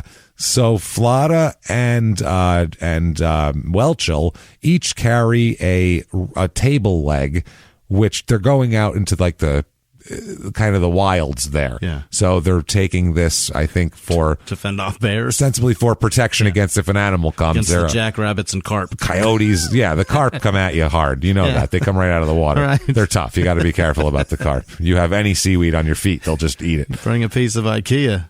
So you're safe. Well, it's a taped up reinforced table leg. Wow. So it's like what you would carry like in your trunk. Yeah, under the passenger seat. Yeah, to whoop somebody's ass. Yeah, I had a Kirby Puckett model when I was a teenager. The whole time somebody gave it to me. It was a perfect length to whip around. But everybody has something. So that's what they have. Reinforced table legs they're carrying to protect the group. So the Welchel also is wearing a hunting knife on his side because he's just one of those idiots that wears fucking hunting knives. Sure. And just for no reason. And Flada and McKee, the Jeffrey and Jerry there, and Welchel separate from the other from the girls. Okay, so there's 3 girls, 3 guys. Yeah. They go off and separate. Now they go off and separate so they can play a game. All right. Right. This is the game. They play rock, paper, scissors. Yeah. That's the game. Gotta be a part to do that. Rock, paper, scissors is to see who's going to kill Margot. Oh, my God. Rock, paper, scissors. Yeah. Okay, so. Rochambeau. Whoever wins. Winner doesn't have to do anything. No, winner has to kill. Oh, winner's the killer. What? So. That's. I don't understand. I'd be just. What's the worst? Fuck, they're all equal? Shit, I don't know. The loser just doesn't get to kill? No, the 2 people that lose are fine. Mm-hmm. They don't have to kill, but the winner has to kill. I don't know if this is a contest to see who gets to kill or who has to kill. That's what it feels like. Yeah, this is more who gets to than who has to. Yeah. So Flada ends up winning the game. Yeah. He wins, but he said he couldn't do it. He tells him that he's like, I can't kill her, dude. I can't kill her. You know, she's nice and also fucking 5 months pregnant. Right. It's on top of that. I'm not a monster. This is not the Manson family. No matter how much we hate her, she has a child. And this is getting Manson-y right now. Satan, we're in the desert. You're talking about fucking killing a pregnant woman. I'm not liking what I'm hearing right now. It's got a fucking aura. There's an aura that's busted. You know what I'm saying? If you start slipping tabs of acid to us, I am running the other direction. So Welchel says, okay, fine. And then he has everyone, the whole group, form a circle and hold hands. Mm-hmm. Okay? Because he's got to fix his aura. So we're all going to do this. And imagine you're 5 months pregnant. You got to go 3 o'clock in the morning down to the fucking lake so you can fix some dipshit's aura. How about fix your beard, and then we'll talk about your aura, you dipshit. Fuck your aura. Fix your life. Fix your goddamn life, you scumbag. Fucking idiot. So it's somewhere in the circle while they're doing this. Welchel says that he has to break away from the circle to go take a leak. He's like, hold on a minute. You guys keep, auraing. Power to the aura. I'm going to go pee quick. I'll be back in a second. So he leaves for a second, goes and takes a piss. As he comes back, everybody's still in the circle. He joins the circle in a different way. Rather than rejoining hands, he takes a table leg from behind, wails Margot in the back of the head with a table leg. With a reinforced table leg, knocking her to the ground. Yeah. Okay? It's at this point, Nancy, the 16-year-old, fucking runs away. Yeah. She was like, "Why? What the fuck?" and ran away. I just realized I'm a child. Oh, this my is God. Crazy. Yeah. Holy shit, this isn't fun anymore. Right. She just realized shit got real really fast, and Jerry McKee follows her. Yeah. Now, is he chasing her? Is he running away also? Because, it's his wife. I don't know. Maybe try to protect your pregnant wife. That's a thought. Yeah. I don't know. Right. Something. Or he's going after her to stop her from screaming. That's what I'm saying. Yeah. Or is he chasing her? What's going on here? So we don't know his motives at the time.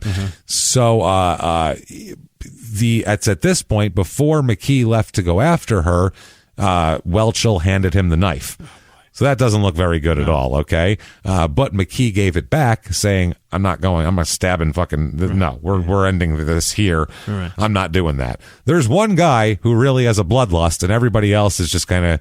Going along with the program because they're part of the group. And also, he'll fucking kill you. Yeah, they're part of the... And obviously, they're scumbags also, because if you see somebody wail a fucking pregnant teenager with a table leg, and you just kind of go along with it, you don't really have a good, Yeah. I would think you'd have to try to... Even if you were up with the plan when you saw it happen, wouldn't you be like, oh, no, we can't. This is fucking crazy. That's what it looks like. Oh, no. I'm going to get the other table leg and wail this asshole with it until get him to stop. So it's at this point that Welchel shrugs and he just starts beating Margot with the table leg repeatedly. Wow. I mean, a lot. Yeah. He's just fucking wailing on her.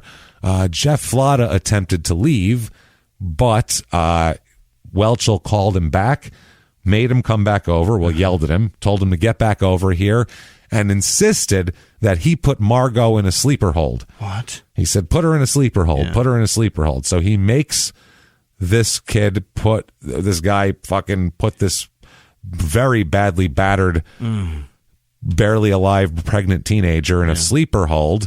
And Flata came back and held her for about 5 minutes in a sleeper hold. Good. This is insane.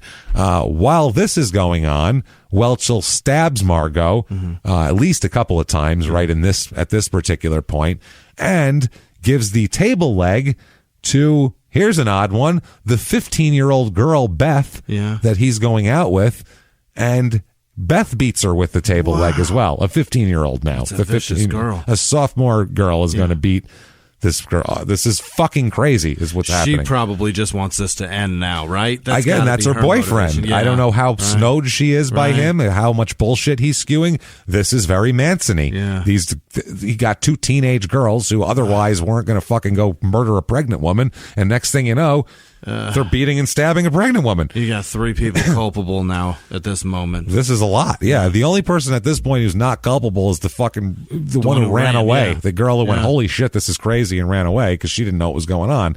So Beth beats her with the table leg. Nancy, she'll end up saying that Beth told her later on about the whole thing. They talked about it. And Beth said that Welchel handed her a club to beat Margot, and that she obeyed, and she said once she started, she just couldn't stop beating her. Oh, gross. She didn't want to do it at first, but then once she started doing it, I don't know if she got carried away and got into it or what. It's not a can of Pringles, sugar. Dude, this is crazy. So she's still alive. She's been stabbed twice, put in a sleeper hold for 5 minutes, and repeatedly beaten with 2 different table legs. She's dying. She's begging Welchel to leave her alone. Yeah. She said that she's lost so much blood, she's going to die anyway. She's literally going, I'm going to die. Just leave me alone. Stop hurting me, basically. Just let me die here. And Welchel told her, this motherfucker. Oh, boy. Oh, boy. You scum-faced motherfucker. He tells her, quote, "You're going to die by my blade." Oh, boy. What a piece of shit. And so then he ended up stabbing her a lot. We'll talk about how many times. And when she finally seemed to be passed away here, he laughed, Welchel, and said, "Well, that's taken care of." Yeah. And just acted like that's no big deal. Wiped the blood off on the knife. My and was aura's glowing. Feeling good on the aura side. How about you guys? She was, Jesus Christ, struck. Fuck me. She was stabbed 5 times and struck between 20 and 30 times with a table leg. So just beaten with whatever. And it's just disgusting, man. So then he turns to the other people and warns them not to tell anybody about this, obviously. Because if you're going to have, we've said many times, this started with, I want to say, a crime and sports episode from our first 10. So if one of our first 10 podcasts, one of the first rule was don't have a teenager in your hit squad. If you're going to kill people, if you're going to kill people, don't teenagers. No. Teenage girls aren't known, and I'm not saying the girls, but teenage girls are not known for their secret keeping abilities, generally. They like to tell other people shit, and so do teenage boys. The teenagers like to talk. Gossip is so much fun. And they like to say shit they've done and shit they've seen and how cool they are, how badass they are, and how dangerous they are. They love that shit. So, oh my God. So Flota at this point and Welchel then take Margot, pick her up, her battered, bloody body, and dump her into some bushes and, push some dirt and some bushes on top of her down by the lake. Just pushing shit on her. Pushing shit, some dirt and some, debris and all that sort of shit. And then they all went back to her apartment. Back to her house. Back to where they were. Back to the apartment. They dumped the table legs in the countryside the next day. And a few days later, Jerry and Flota, her husband, and Flota went back to the murder site at night again to put a little more dirt on it, bury it a little better. A couple days, though, they waited to do that. Oh, shit. So that's October 16th. Those girls now, they know other 15-year-olds and 16-year-olds, and they tell them shit. And one of them that we talked about went to the police and said, "I think I know where a body is because I heard some stuff." Right. So, one of the people they told? Yeah, one of the kids from school had a fucking conscience and went, "Oh my God, there's a pregnant dead teenager out there. I should tell the cops that." And they did. I believe Nancy. She doesn't fuck around. So there you go. They ended up doing that, and they find it. But this isn't until October 16th. So it's 3 weeks later. Yeah. So the decomposition is not great. Right. It's warm out there. It's not good. No. It's not good at all. Oh my God, they find her. It's like I said, a brutal discovery. They only identify her through dental records. That's how brutal it is. Very, very bad here. Very, very bad. So after a friend tells Jerry McKee that the cops found Margot that day, he hears about it right away. It's a small town. Yeah. Jerry gets right up and goes to the Moses Lake Police Department to file a missing persons report because he hadn't even filed a missing persons report. 3 weeks. Nobody knew she was missing. Oh, no. She didn't really check in with her foster parents very often, so everybody just figured whatever. She didn't have a job where she would show up every day. Fuck. Basically, if she wasn't there, those were the only other people, those 5 people, were the only people that talked to her, so nobody was reporting her gone. Nobody knew she was missing. Oh, my. So he reports her missing that day, like 2 hours after they find the body. Yeah. He goes in, "Hey, my wife's been missing for about 3 weeks, just in case you run across her." They find that suspicious. Yeah. That's weird. What a coincidence. Wow. So they sit him down. They go, "Let's have a talk, Jerry. What do you say?" And we looked at him. Doesn't look like the brightest bulb. No. Feel like you could get him to say some shit. Yeah. They take 2 tape recordings of McKee here. Both recordings were done with his knowledge and consent after Miranda warning and signing the document and everything. Yeah. Here, first recording takes place on the 16th. When he goes there, he files the report, and then they question him for about 40 minutes about it, about his wife and about everything. And in 40 minutes, think about how dumb this guy is. In 40 minutes, he went from, "My wife's, I can't find her, she's missing," to, okay, yeah, come sit down and, get some questions, hair color, eye color, all that shit, Right. to, okay, I was there when she was murdered. What? In 40 minutes. That was a good investigator. In 40 minutes. Or a high school dropout that has no fucking idea. Exactly. How to get away with murder. We've seen, 48, the first 48, and you see the 40 minutes to go from, hi, my wife's missing, to, I was there, yeah. I mean, I didn't do it. I was there, though. I saw 40 minutes? It was shit-faced scumbeard. It was shit-faced scumbeard. His beard was so scummy, man. He had shit all over his face. He told me. He'd do it to me, too. I wish we could call this episode Scumface Shitbeard, but we can't. It's so sad. They won't let us name it that. So, in his initial statement, though, he said that he was present when she was murdered. He said, though, he left the murder scene as soon as the first blow was struck to go run. Him and Nancy both ran away. He said, quote, I didn't even take part in doing anything to her. Steve and Jeff did it all. Okay. So right now he puts that they didn't know anything about Steve. Now they know about Steve and Jeff too. So they're like, and Steve and Jeff who now? Pens out. 40 minutes. Right. He's not only crying saying he was there, he's giving up accomplices. And fucking Jesus. Throwing leads at him all day. Wow. You could tell he's not the Mafia hitman. He's giving more leads than the telemarketing center. Right? Jesus Christ, man. He would be bad in the Mafia. Yeah. Very, very bad. The worst. The worst. He'd be killed. And so he proceeded to answer questions. Mm-hmm. And these questions lead to everyone being arrested. Mm-hmm. They're all 5 of everybody else are arrested on October 16th. The whole crew here. When they arrest Flada, he is with... he's with Welchel here. Oh. And a search of the car they were driving, because they pulled him over and arrested him like that, turns up a knife, very consistent with the one that would have killed Margot, because, this idiot wouldn't ditch his knife. No. It's a survival tool. You ditch the table leg, but this is my knife right here. It's my blade. It's my blade. Along with Margot's purse that happens to be in a box of clothing on the back seat, just sitting on top. There's her purse sitting there. So that does not look good. No. It'd be one thing if the purse was in her husband's car. Yeah. She might have left it in here, 2 months ago. I don't know. But these people have no reason to have a dead woman's purse in their car. That's not a great thing. So they go ahead and arrest these two as well. And everybody, the whole crew gives it up. Everybody except for High Priest Welchel here. Right. And we'll talk about why, because it's his name and where he comes from, I feel like, is why. What he has on his arrest report is amazing. What his actual name is... His name's not Welchel? It is, but he's changed it to something else, and it's fucking amazing. So back to McKee for a minute here in the interrogation room. Mm-hmm. He starts saying that. They arrest everybody.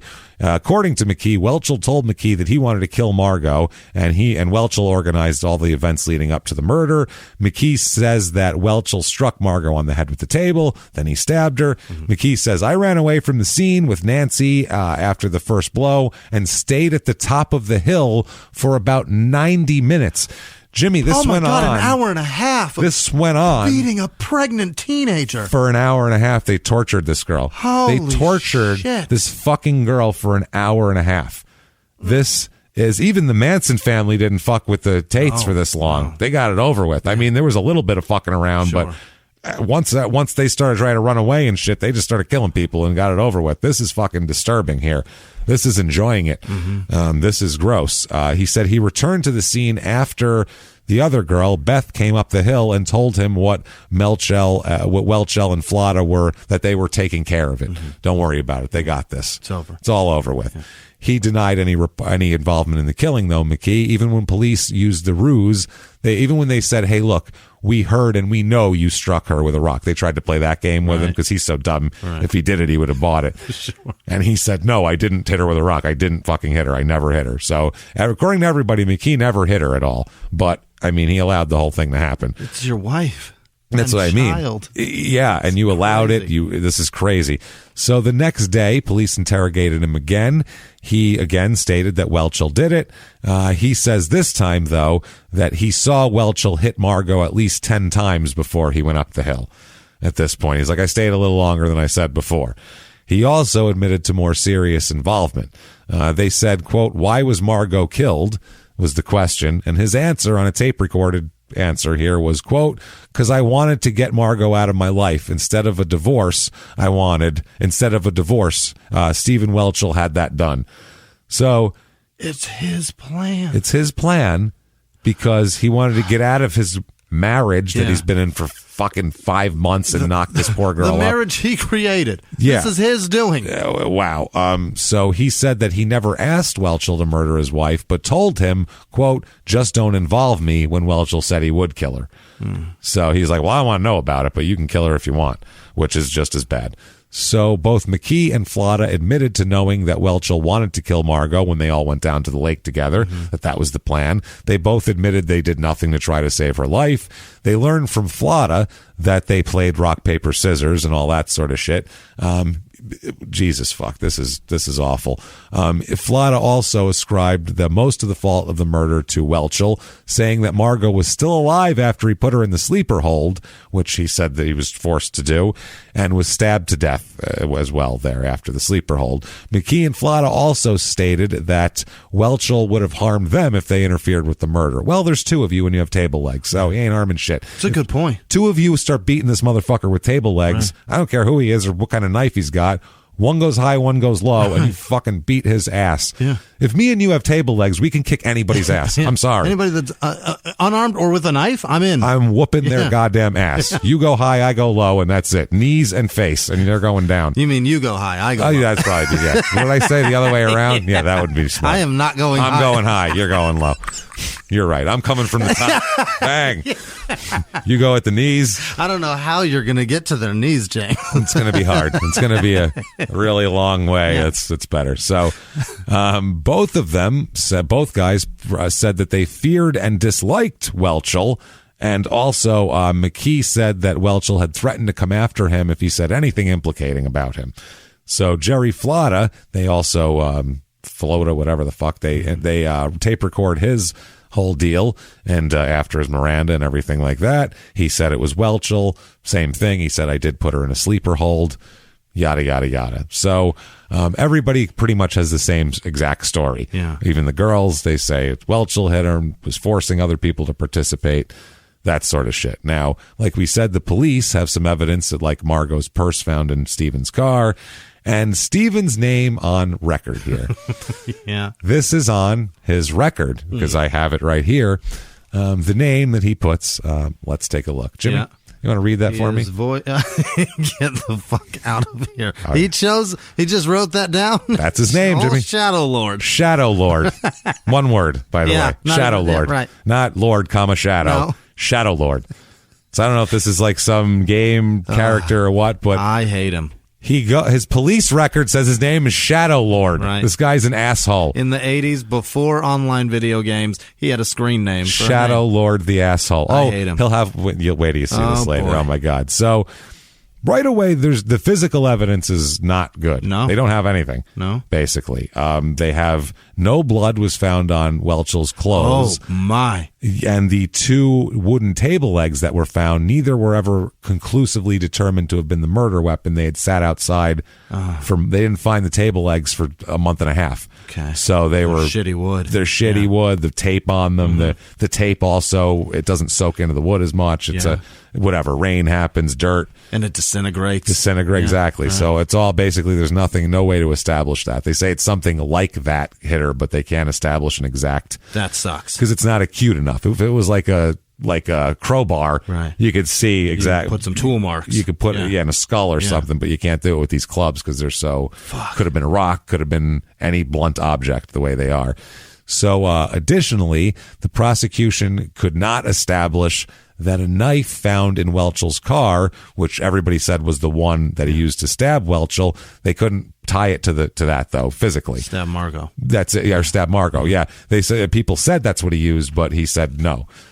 What the shit? How do you not have blood trace on it or something? Did they boil it? I mean, apparently they couldn't tie it physically. He must have cleaned it off. I don't know. Maybe put some bleach on it. People all say that was the knife, and the one's very similar. It was bought by McKee, and the knife actually that they found, McKee's are the only fingerprints on this knife. Oh no! So they don't know. they don't know if either McKee's lying or if that maybe this is a different knife and it's McKee's knife and not the knife that Welchel used, or we have no idea. Or Welchel cleaned it, then McKee has had it since then, or we don't. They all live in a room. Who the shit knows? Yeah. Everybody's got all of their. Ugh. If one of them got COVID, everyone's got it. You know what I mean? It's they're very close together. These people. They are super spreaders. The group of them. This little group here. So. They said that this knife, they said that McKee and Flotta tried to sell the knife used to kill Margot sometime between the murder and their arrest. One of the girls said that, the younger girls. The only piece of physical evidence linking Welchel to the murder was Margot's purse found in his car, which can be explained away in certain ways here. The presence of the purse kind of goes with Welchel ends up saying that he helped Flotta and McKee cover up the crime after they committed it. Okay. That's his thing. He goes, well, yeah, I helped them cover it up. Right. So that's why I had the purse, but I didn't. They were the ones who killed her.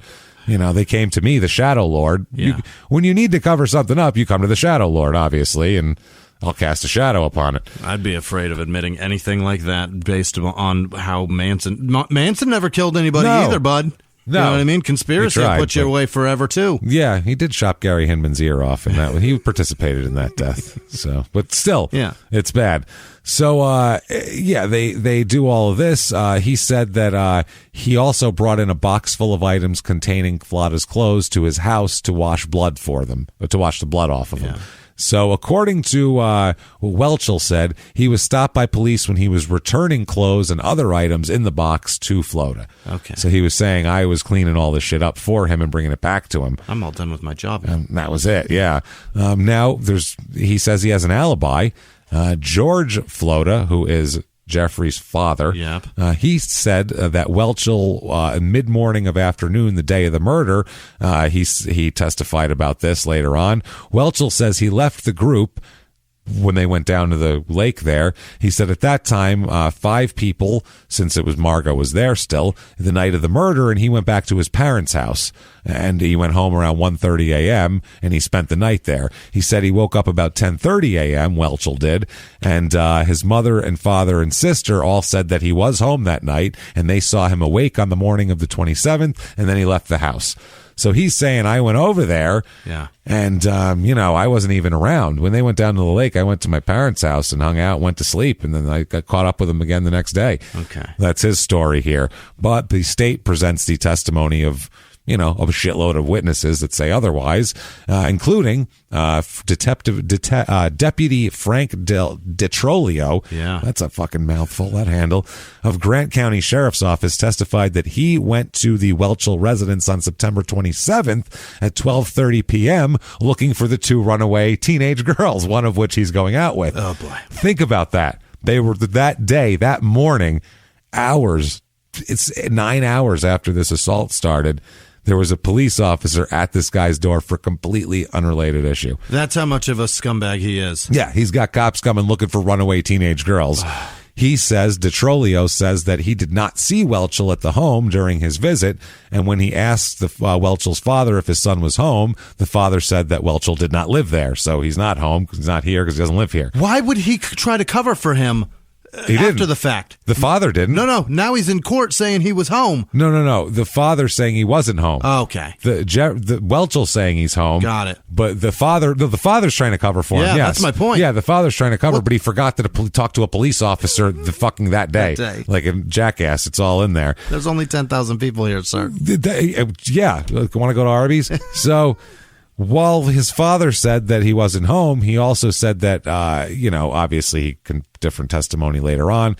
Second, Janetta Massey, who is Beth's mom, she says that she went to Welchel's parents' home the morning of the 27th to look for her daughter. And then she ended up sending the police after that. Okay. She said that she arrived at the Welchel home at about 11 a.m. and sat with Welchel's mother and father in the kitchen. She said she didn't see Welchel in the house either. So everybody's looking for these girls now. So he, they said he might have been somewhere else in the house, but they said he didn't live there. So that's all they know. Third, a guy named David Froh. He is the manager of Jerry McKee's and Margot McKee's apartment complex. And he also, they get a statement from him. He said that he saw Welchel leaving the McKee's apartment with everybody else at 3 a.m. the morning of the 27th. He saw them leaving, going to... The manager's up at that time of night? Apparently, yeah. I don't know what the hell he's doing, Having but a he's cigarette. a lot of meth. Yeah. So... Later on, he'll say he was sleepy when he saw the group, and he only saw the backs of them, but, he figured whatever. Yeah. He said he only saw the backs of 5 people, not 6. So under the prosecution's theory, there should have been 6 people at 3 a.m. Good point. It should have been 6 people. Then on the way back, there should have been 5. Yeah. But here, there should be 6. But he's also as tired, and who knows if he missed one of them, because he didn't think he would have to note this for a murder trial later on that he would have to testify at. Yeah. Finally, he says that he thought he saw the guy thought he saw was Welchel only because Welchel had long dark hair, and that's all he saw. And but Flotta had long dark hair too, so who the hell knows? Fourth, George Flotta, the father, testified that he went to Welchel's parents' home on the 27th to look for his son at a time when Welchel should have been at the house, according to his alibi. So 3 different people. The time that his family says he was home, literally 3 different people went there and were all told not only is he not here, but he doesn't live here that morning. That's a busy house. That's a lot of people coming and going. Looking for teenage girls and alibis. This is crazy shit. So they talk about the autopsy also. Like we said, very awful autopsy here. The 2 young girls spill it. Yeah. Beth and Nancy are like, I'll tell you every fucking thing we want to know. They're going to make a deal with Beth and Nancy to try them as juveniles if they will testify against everybody else. That's the deal there. Massey, which is Beth, she pleads guilty to first-degree murder by complicity, and Nancy pleaded to first-degree rendering of criminal assistance. Okay, I like Nancy's charges. I don't like Beth's. Beth should be stricter. Yeah, she participated in a murder. She hit a pregnant woman. With a table leg. Fuck. She hit a pregnant child with a fucking a leg of a table. Repeatedly, not just once. Over and over. Wasn't just like, do it now. And she was like, okay, and hit her once and ran away. She was like, once I got into it, once you pop, you can't stop. Oh, boy. Fuck it. So, so they plead to that. They're given plea bargains in exchange for their testimony at the trials of Flotta, McKee, and Welchel. Yeah. So they're going to try McKee and Flotta together, and then Welchel's going to get a separate trial. Good. Because he's the kingpin here.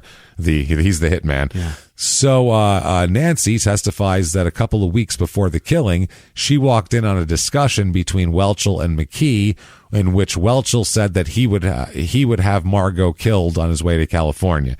He's like, tell you what, I'll kill her on the way out. Don't worry about it. I got you covered. So that was a couple weeks before it. And on the night of the 27th, she said that that Welchel told Flotta and Hughes, quote, tonight's the night. We're getting her tonight. She said they formed a circle. He excused himself and all of that sort of thing happened. She said, for the first time I really knew Steve once the table leg hit, Nancy said, for the first time I really knew Steve was going to kill her. Yeah, that would make sense at that point.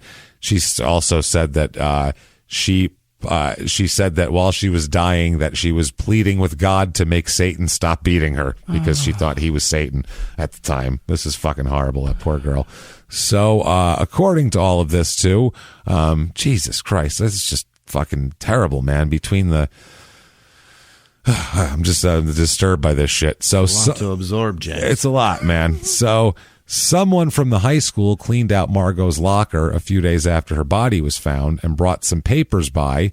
And for her foster mother there, Mrs. Sterling, she said that she saw something from one of Margot's last days of school that she had written down, and she made a list of things she could do so she and Jerry wouldn't fight. Oh, that's what she was doing. She's trying to appease the man. This fucking jackass, idiot, fucking moron that he is, and she's trying. There's to appease something inside him that she likes, and she wants to preserve. I don't know what it is. Unbelievable. It's fucking horrible. So in exchange for being prosecuted as juveniles, Massey and Hughes, the young girls, Nancy and Beth, plead guilty and they testify like we said.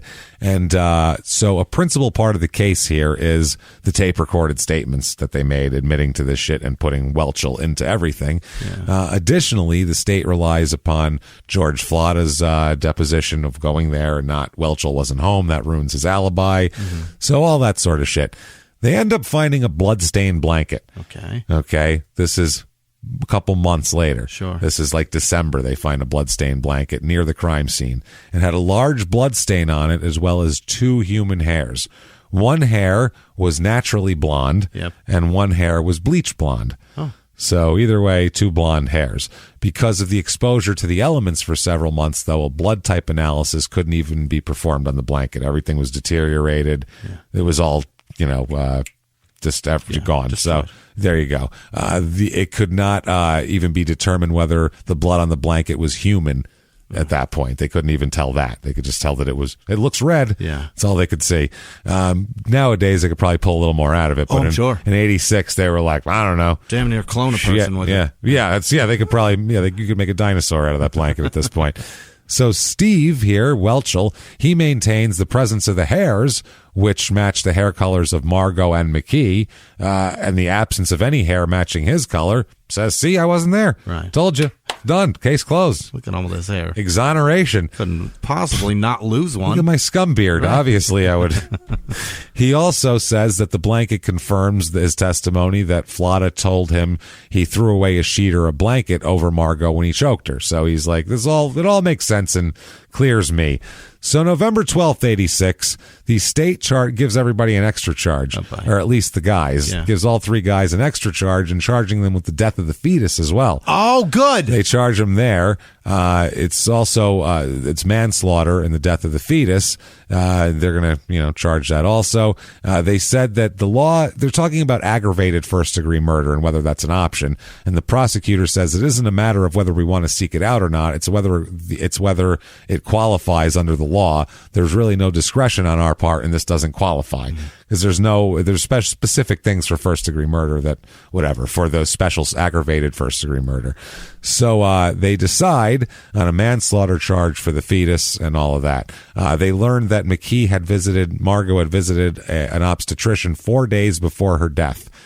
4 days. Yeah. So I think that's what made viable McKee pregnancy flip out. And she was keeping it. I think that's what made McKee flip out. Think about that. Yeah. 4 days. He's a fucking idiot. Yeah. January 1987, though, it comes out that they can't be charged with the death of the fetus at this point. No. The judge tosses out the charge. It's too young to be protected under the law. The law addresses fetuses 28 weeks and older for this specific thing. 7 months? And this was 21 weeks. Okay. So it just didn't fall under the law, basically. So they couldn't charge him with that. But, regular murder is good, too. Yeah. So we still have that. McKee and Flotta's trial is first here. Okay, so they basically say that they put it all on McKee, and they say, fucking, hey, he had his wife killed because he was tired of her. She didn't get along with his friends. He didn't want to hear her complain anymore. They didn't want to pay for a baby. She said that she felt that their privacy was invaded when everybody moved in, and there was all this complaining, and she was tired of it. That's what they're saying, which is... That's a hell of a motive for murder. Imagine that. Mm-mm. That's what they're thinking is the motive. But I mean, hey, it seems to be the reason, though. That's the weird part. That's how pathetic these people are. Is that as enough for these assholes?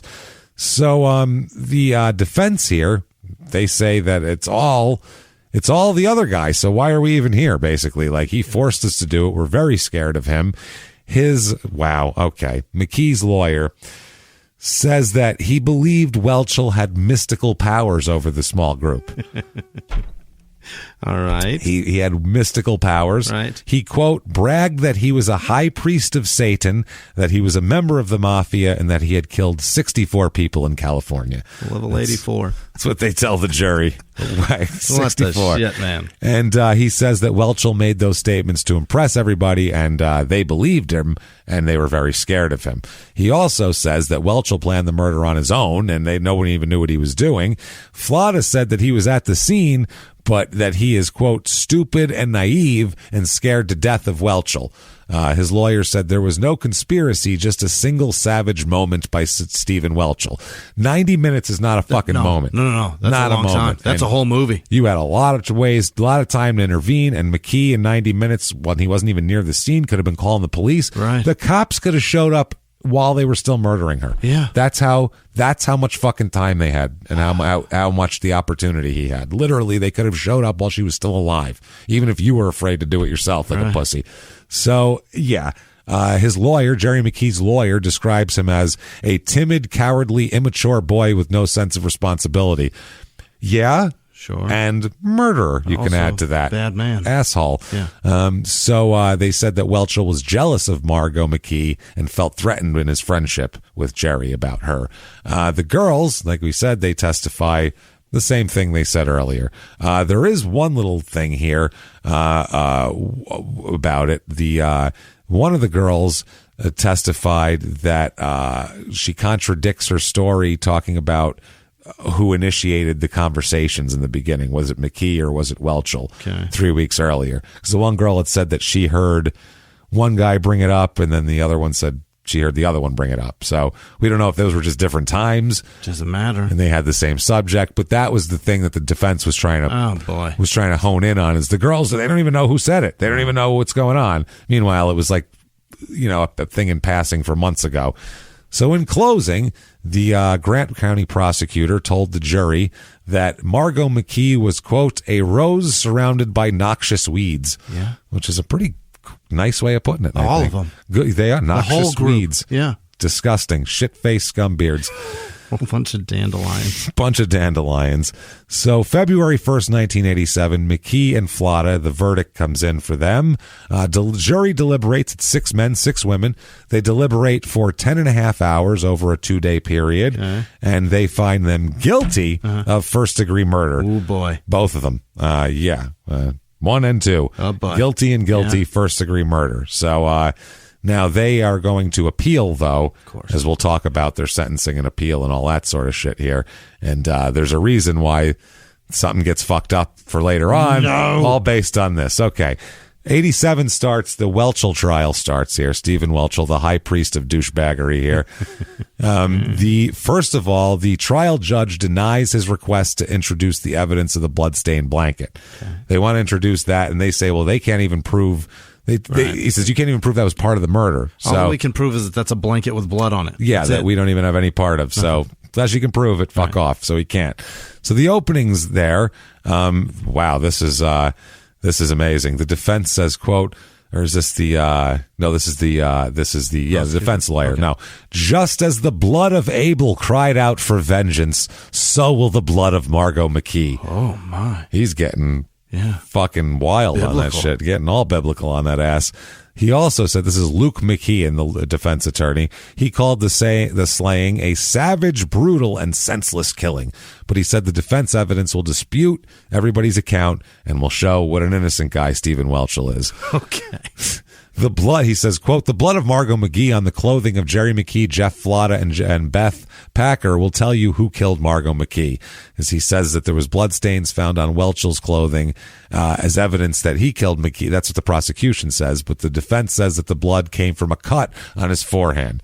He said on his forearm. So they said it was just a cut that he had. He bled on himself. It's not her blood. The other guy's totally guilty, though. Okay. So that's what they're going to say here. They said also members of Welchel's family will testify that he was at home with his family doing nice, innocent things. That's a ballsy thing to say when so many people dispute it, though. That's what I mean. The timeline is so fucked. You don't want to you don't even want to talk about that. 3 people have nothing to do with each other. A cop, a parent, and another parent. I'll say no. Barely know each other. Didn't even see him. Nope. So it doesn't even live here. So the lawyers also, both lawyers, though, portrayed Jerry McKee as an opportunist scumbag asshole who married a young girl for her inheritance, married her, knocked her up, and then got sick of her when she didn't have any more money. Yeah. So that's basically what they do there. But the prosecution says Welchel has planned it. It was his idea to kill Margot, and the defense is saying, no, it was all Jerry McKee. Okay. That's the key there. At their trial, they, the difference here, though, is McKee and Flotta would be great if they testified here, since that's part of their deal. Right. But they don't testify. Why? Because they have an appeal pending now, because they tried them first. So based on that, any testimony, any cross-examination they could face can fuck their appeal absolutely. up. So they don't have to testify. So they made this deal, What the shit? Yeah, they don't have to testify. It's all fucked. It's all fucked. It's all fucked out, Jimmy. God damn it. They are allowed to introduce their recorded statements, though, but that's not the same thing. You hear a tape recording, the jury fucking tunes out after 5 minutes. You got to have a face to look at, you know? So, they said everybody else is testifying. The recordings are in. The Welchel attorney freaked out about the tapes. This is ridiculous. Oh, boy. This is bullshit. I should have to, I should have to get to cross-examine these people, which is he's got a good point. Facing your accusers is kind of one of the main deals of, of the Constitution. So are they framing him? Who knows? Are they framing him? The prosecution presented 7 different witnesses to whom Welchel allegedly admitted committing the murder or said he planned to do so. It's a hell of a framing. 7. That's a lot. Yes. Tarina Liebrecht testified that Welchel said, quote, "We killed Margot." Oh. That's pretty plain. Yeah. Audrey McClellan testified that Welchel told her, quote, "We killed Margot." Welchel says that these statements are consistent with his story that he was involved with the cover-up, and that's it. Okay. He also, here we go, Welchel argues that a Tracy Weaver's testimony only implicated him in the conspiracy. Weaver testified that Welchel had, quote, "come in and said that him and his friends killed Jerry's wife, Margot." He says, "Me and my friends." Right. Mary Mosley's testimony said the same thing. She testified that she heard Welchel referring to Margot say, quote, "We're going to kill her." Oh, no. This is a lot. This is too like many people. This is everybody you've ever known. Why said do you that talk so much about something that's obviously so fucking illegal? This is wild. It couldn't be more. I could have a T-shirt. "I killed Margot." Right. Stephen Kirkendall testified that Welchel told him, quote, "Margot was going to be killed," and that, quote, "I wanted her killed." Like Welchel said, "I want her killed." Yeah. On cross-examination, he said that Welchel never told him he was going to kill Margot himself, like personally. He also said that he had previously been injured by Welchel, during something he characterized as a, quote, "sucker punch to the head," which led to a 3-day hospital stay. So Welchel's just a great guy. He's a real fucking piece of work. And he said that he, does hold a grudge against Welchel, and he would love to see him convicted, but he did hear that anyway. Yeah. It doesn't make it less true, but sure, I'd love to see him in jail for murder. Fuck this guy. So 2 people testified that he actually said he committed the murder. Douglas Crozier testified that Welchel said that he killed someone, though didn't mention Margot's name. He said that Welchel said that, quote, he had killed someone and that he would do it again if a friend ever asked him to. So he's ready to kill some more. On cross-examination, he admitted some animosity toward Welchel. Anyway, outside of that. And David Joy, a former cellmate of both Welchel and McGee, testified that Welchel told him that he killed Margot. So, yeah, there you go. On cross-examination, he said that, that McGee, he had talked to them, and that's basically what he said. No, they came up that they both told me that. Right. I'm telling you what they said. So, this is fucking amazing. They try to do the alibi thing, which kind of dies out there. Sure. So the girls testify again. And this time Hughes said that she ran away when she heard, quote, heard a crack like when you hit a baseball. That's what she said it sounded like. That. She said she did turn back around, and Margot was on her knees and Steve Welchel was standing behind her. She said she then ran away and that later she started to return to the scene, and Welchel told her to, quote, "get the hell out of here."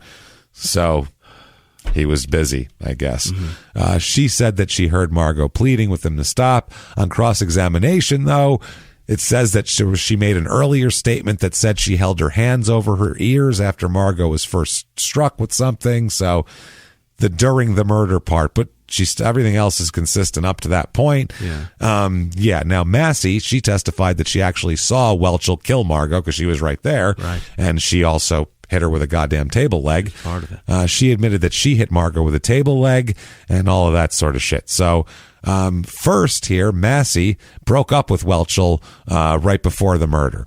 But before she agreed to testify, and Welchel threatened also to turn her in. So they did this whole thing where, like, she had broken up with him, and then she threatened to turn him in, and then he said, well, why don't I turn you in?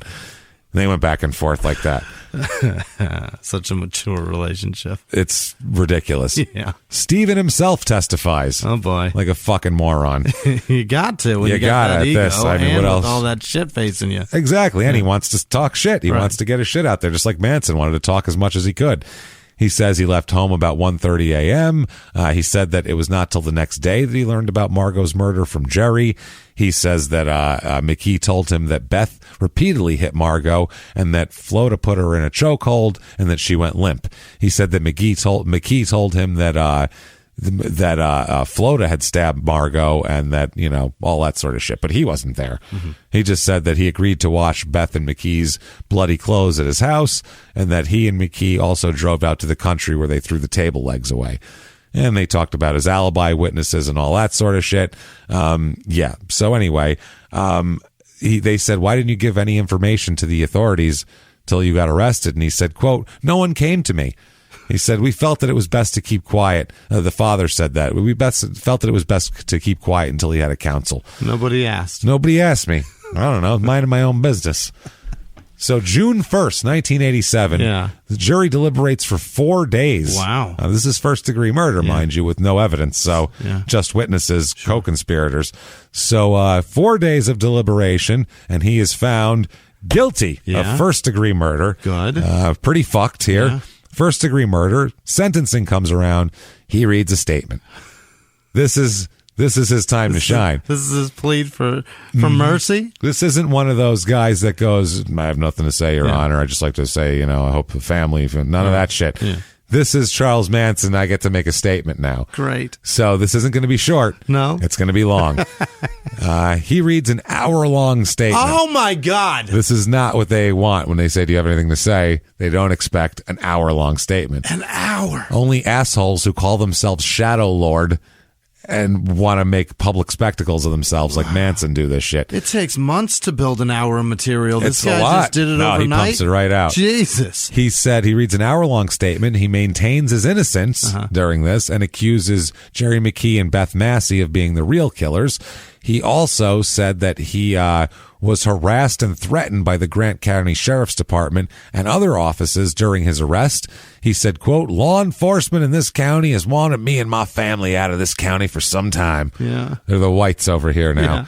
Yeah. In closing here, an hour. Oh, at 58 minutes, he starts his closer. Think about this, an hour of this. Oh, my God. They did it, and the sheriff's department wants me and one time when my daddy was 14, he went to school with the guy who's now the dad. Imagine this for a fucking hour. Oh, fuck. And finally, he said that, this is fucking great. In closing, he said, quote, I'm afraid now that I've said these things, I will not see my appeal. That's what he said. He said they're going to kill me now because I've talked shit about the sheriff's department. So they handcuffed him and all of that, sit him down, and the judge also has something to say to him as well. Was it an hour? He called, it was a little shorter than that. He called what he did cruel and senseless and said that he could not find, he said it was cruel and senseless, but even though it was cruel and senseless, he couldn't find a compelling reason to go beyond the standard sentencing range, though. You, sir, may fuck off. 27 years and 9 months he gets for this. Good. 333 months, basically. I would like life for this, I think. Pretty good. I mean, it's something here. He's also fined $10,000, and so there's that. Okay. Big deal. 27 years. Now, he asked for bail. Yeah. While he's pending all this. While all this is pending, and the public defender filed an appeal. While his appeal is pending, he files it. So he's been sentenced. Yeah. But he wants bail following appeal while the appeal is going. That happens in like white collar shit when no one's life is in danger. You killed a child, man. This is crazy. 2 of them, really. And they agree. The prosecution said the bail will be set at $250,000. You're going to let this fucking guy out on the street? Not that he has $250,000, but still. They should have said yes and then made it $25 billion. Yeah, $25 quadrillion trillion. Enjoy. There's your bail. November 87, he appeals. And now we're going to go through his appeal just quick. I'm not going to go through the details of it because it's very detailed. He says he wasn't allowed to confront his accusers because his attorney wasn't allowed to cross-examine Flotta and McKee. That's your boy's problem. Which is a good fucking point, though, too. That's a good point. They said that McKee and Flotta had a strong incentive to misrepresent their role in the murder and to shift the blame. Okay. From his point of view, you're right there. And the appeals court held that the admission of the tape-recorded statements by them was not an error because McKee and Flotta were not legally available to testify at the trial. Yeah. They didn't do it because they didn't want to. They couldn't because of the appeal. So they said that the statements bore a sufficient showing of trustworthiness. Welchel then appealed to the Washington Supreme Court, which granted him a review on the issue of whether the tape-recorded statements should have been allowed under the Sixth Amendment, the Confrontation Clause in the Sixth Amendment. Should they have tried them after him? That's probably what they should have done, they should have absolutely done that. But the order was backward. The order was backwards, absolutely. But they needed to have them locked down so they would. Right. They wouldn't make a deal. It was a mess. Mm-hmm. So the court affirms the conviction. It held the admission of the tape recordings was constitutional because the error didn't fall under blah, blah, blah. Right. So they also held the error to be harmless. Overwhelming, untainted evidence of the defendant's guilt was presented at trial, they said. So one error doesn't matter. But through further appeals here, because this goes up the line and up the line, they talk about the Sixth Amendment and what it could do. And one court says the Flotta and McKee recordings are textbook examples of co-defendant statements that are presumptively unreliable because they're self-serving and uncorroborated co-conspirator testimony. Sure. So that's not, I don't know if one corroborates the other if they're both co-conspirators, though. I'm not sure. So while Flotta and McKee, they admitted to being at the murder scene and were aware that Margot was to be killed, they minimized their own role and they said, hey, I mean, that's just good for them. They said it's an attempt to foist blame on Welchel while minimizing their responsibility, obviously. Sure. They were tried together, so they had the advantage of doing that, whereas he's all by himself over here. They said the statements were contrary to the penal interests of... I just love hearing the penal interests. So good. I don't know why. We all have penal interests, guys, but you got to watch them. You got to watch your penal interests here. So this all goes through. We'll just get to the deal here. They decide to give him a new trial. They said a new trial. Oh, the boys can come through now. They can testify now. So they decide new trial here. The district court correctly held the confrontation clause error had a substantial and injurious effect on the influence of the jury. The case against Welchel consisted of three types of evidence: physical evidence, the testimony of third parties who either heard Welchel making incriminating statements about the murder or placed him near the scene, and the testimony of his four co-defendants. So if you take one of those out, it really doesn't hold up. So he's supposed to get a retrial. February 1998 is when his retrial is supposed to come. 3 days before the trial is supposed to start, the trial is canceled by Grant County Superior Judge Evan B. Spurline. What? He's sent back to the pen at Walla Walla while the state appeals court at a federal court, while he appeals that, now he has to appeal the state appealed the decision and they won. So now he's got to appeal the appeal. Oh my God. And that could take up to a year, going all the way to the 9th U.S. Circuit Court. Put him back in the avocado under the sink. That's it.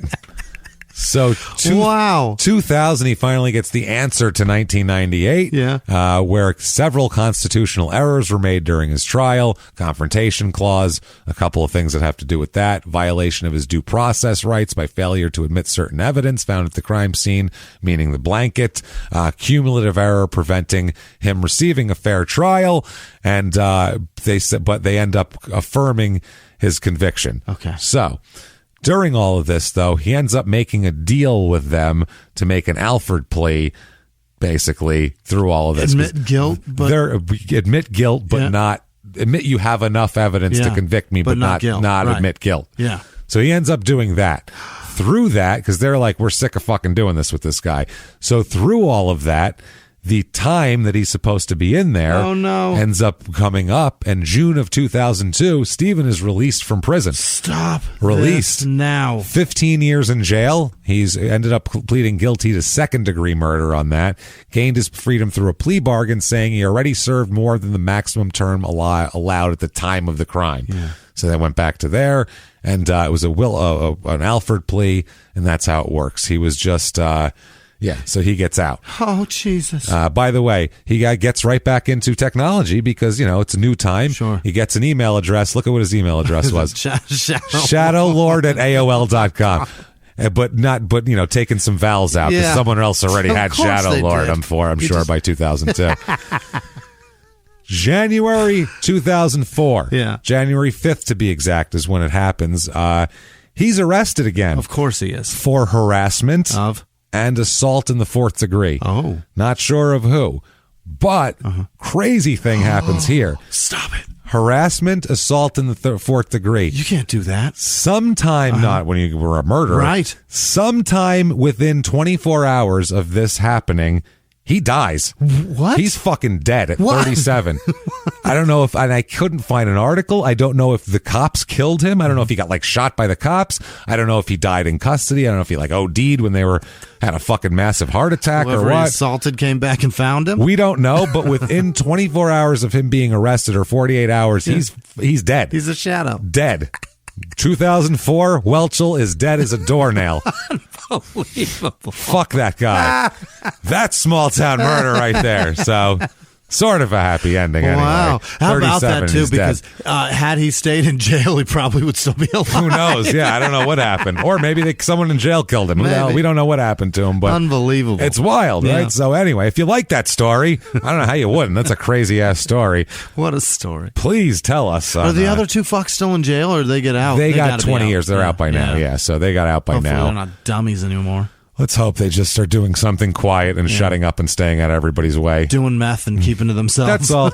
Hopefully maybe having a heart attack in a trailer. We'll see. So if you like the show, tell us about it. Tell the world. Get on Apple Podcasts, the purple icon, and give us 5 stars because it really does help drive us up the charts. Also, head over to shutupandgivememurder.com.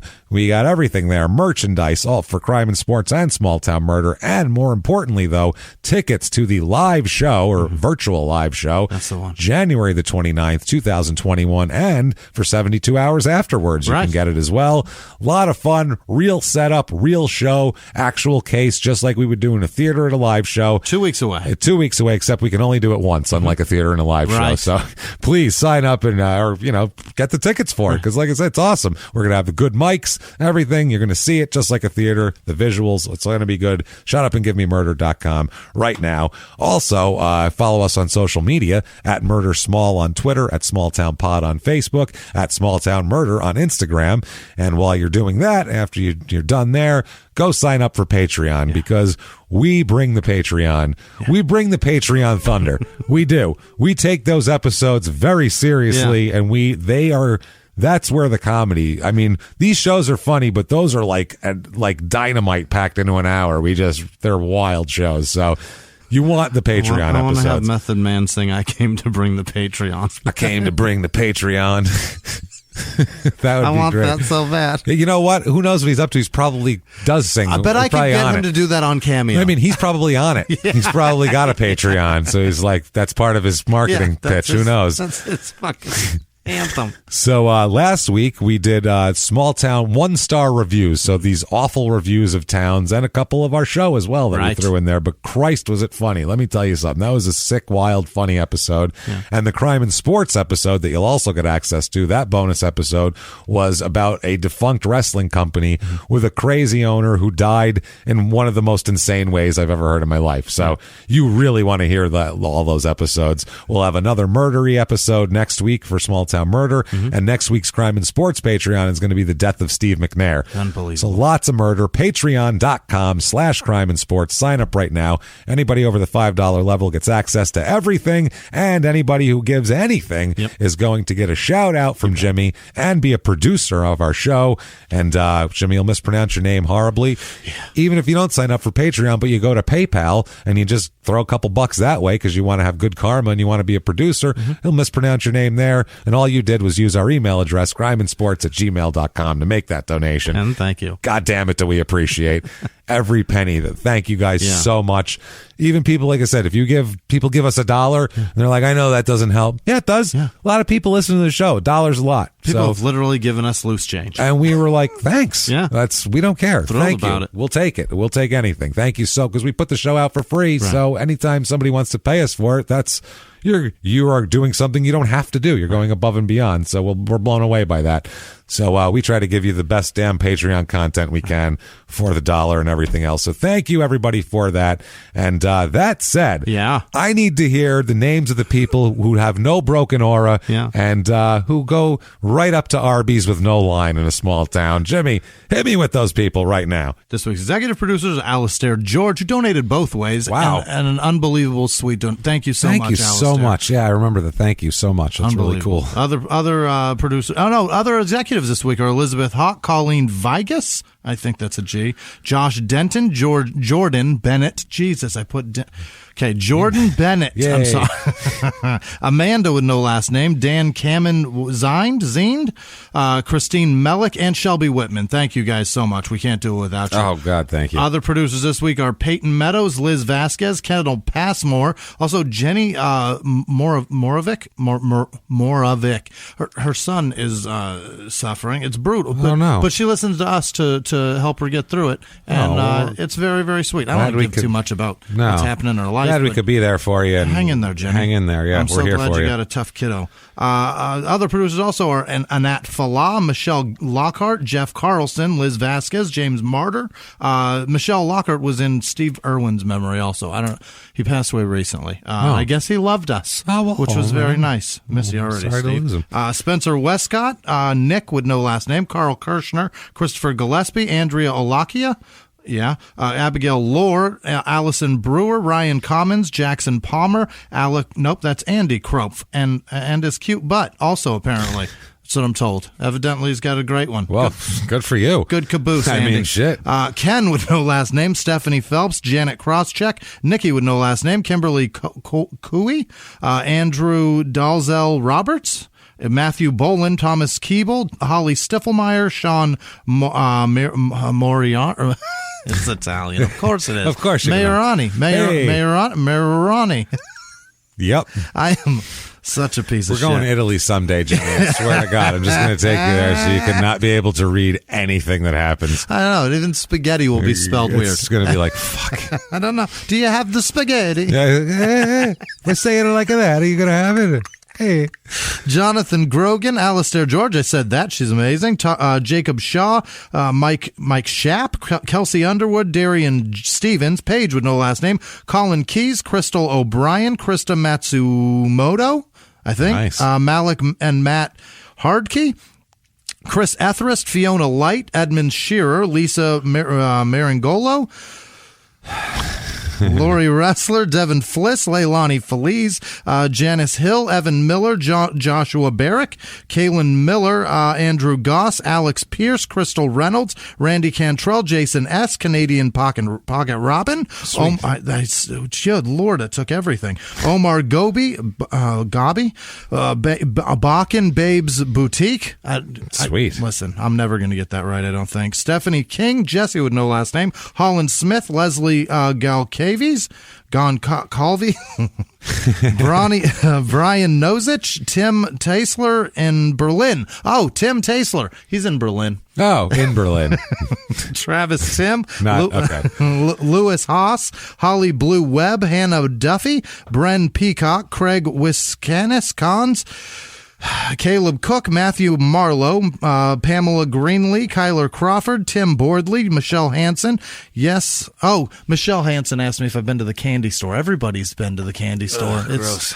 I've been there way too many times. Thomas Lepesh. That's a shitty strip club in North Phoenix, by the way. It's called the Candy Store. It's disgusting. Yeah. I've been there. Thomas Lepesh Provengano. Becky, Provengano. There you go. Becky Kamlasi. Leah, what is this? Lena Gasper Vincicuti. What? Yep. You got that, Jimmy. Bobby Please, Troxel. any Italian people out there, just even if it's just a fucking $1, I don't care. I'm not trying to, but It'll be worth it. please, it'll be worth it to hear Jimmy destroy your name. Taylor Ireland, Joshua Burton, Mary Bates, Sean Mead, June Dickinson, Adam Yates, Brendan Abels, David Wallace, Steve Slade, Alexandra Gerwell, Trevor Hansen, Brandon Germany, Jolie Coyle, Ashley Vio, Owen Harrington, Sindra Opalski, Kristen Hendler, I think, Sydney Vittori. It's not right either. Nope. Rarely is. Monica Young. Monica Young is doing something amazing. When she has a good night at her job, I'm not going to give what, it doesn't matter. It's fine. She sends us money because Wow, that's people, so sweet. people tipped very well, and it's That's hilarious. so sweet. Thank Thank you, you. Monica. Julie Messina, Don Stewart, Casper J.D. Reed. I think that's right. All the letters are together. I can't read that. Casper Jadreed. Mike McClure, Brandon Monahan, Tess Wyatt, Carlos Hernandez, Austin Duarte. Nope, that's Dartez. Taryn Rhines, Phil. Nope, that's Paris. Grant, Laura Vander Booben. Chris, nope, that's Sarah Christensen, the James Gang, Dustin Queen, Anna Salato, David McGrath, happy birthday, Shelley Trollian, Michelle Veronick, Josue Santos, Stephanie Loftus, Adrian with no last name, Tammy Sham, Orion GH, Sarah Bradshaw, Eduardo Gonzalez, Michael Doheny, Dustin Perez, John with no last name, Jason Ramich, Jen Scaturo, Diana Intini, Yeah, sure. Jessica McPhail, Christine Pate, Aaron Smuck, Sharon Wiley, Allie Gary, Megan Manacero.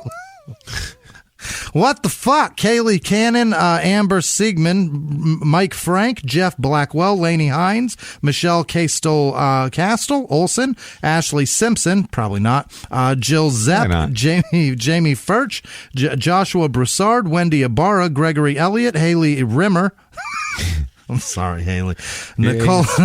We're 8. What do you want from us? Haley Rimmer and Nicole Loader. Okay. Rimmer. What the fuck is happening? Hillary Clark, Michelle with no last name, Zach Zapera, Whitey Pooner. No. I swear to God. Yep, Poon. Amy Bishop, Daryl McDonald, Mish Ubner, Usner, I don't know. Jamie Calder, Robert Jersevich, Brad Merriman, Eric with no last name, and that's with an A. Eric with an A.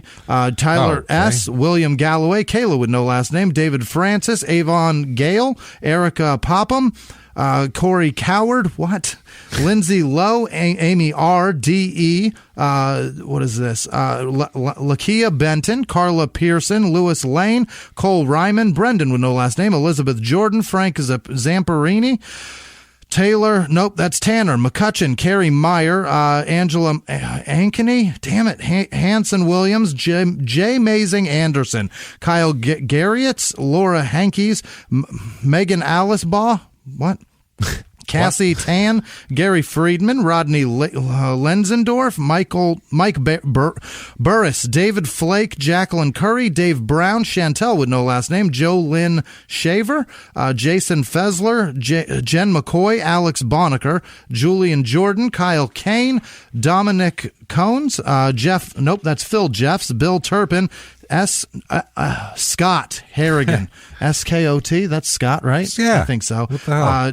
Christina Milano, Monica Muncie, Leslie Jordan, probably not.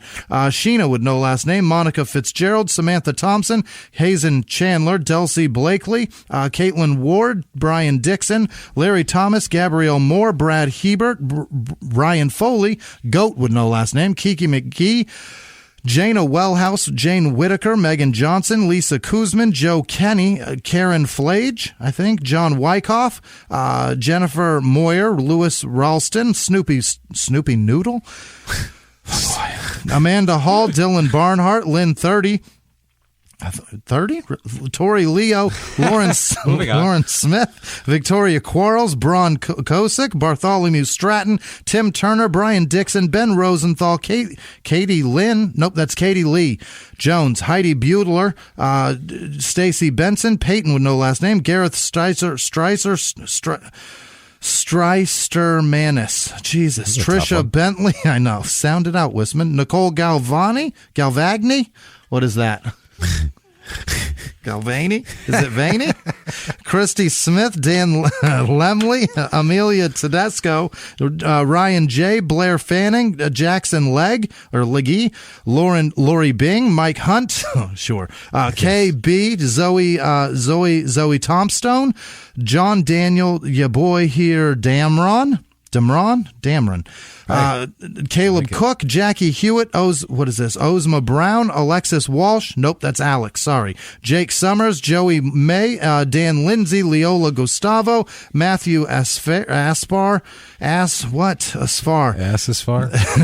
Bryce Kerr, Kona Girl Gamer, Moses Gunner, Tracy Jacobs, Lady Beard, Summer Mossman, Jasper Wharton, Maddie Peck, Justin Murray, Randy Billings, Adam Holt, Rowdy McElfresh, Madison with no last name, Adam White, James Rich, Ricky Saunders, Brooke L, Jacqueline Thompson, Beth Bell, Matt Roost, Rachel Voles, Laura with no last name, Angela Bingham, Henry Lorraine, Adam Allen Murray, Jessica Undraw Day, Jennifer Colstad, Latasha with no last name, Trent Holloman, Kelly Corrington, Lucy Crookshank, Michael Conway, Danny Summerfield, God damn it, I'm close. Rebecca, what happened? Yeah, Rebecca Mitchell, Darcy Moore, Lexa Donnelly, Austin Thiel, Maddie Decker, John Hagan, Adrian Wallace, Taisha Carson, Noah Adams, Forza Memes, Jamie Partial, Rylan Neely, Courtney Hawkins, Dan Woodroska, Corey Johnson, Ray Sanders,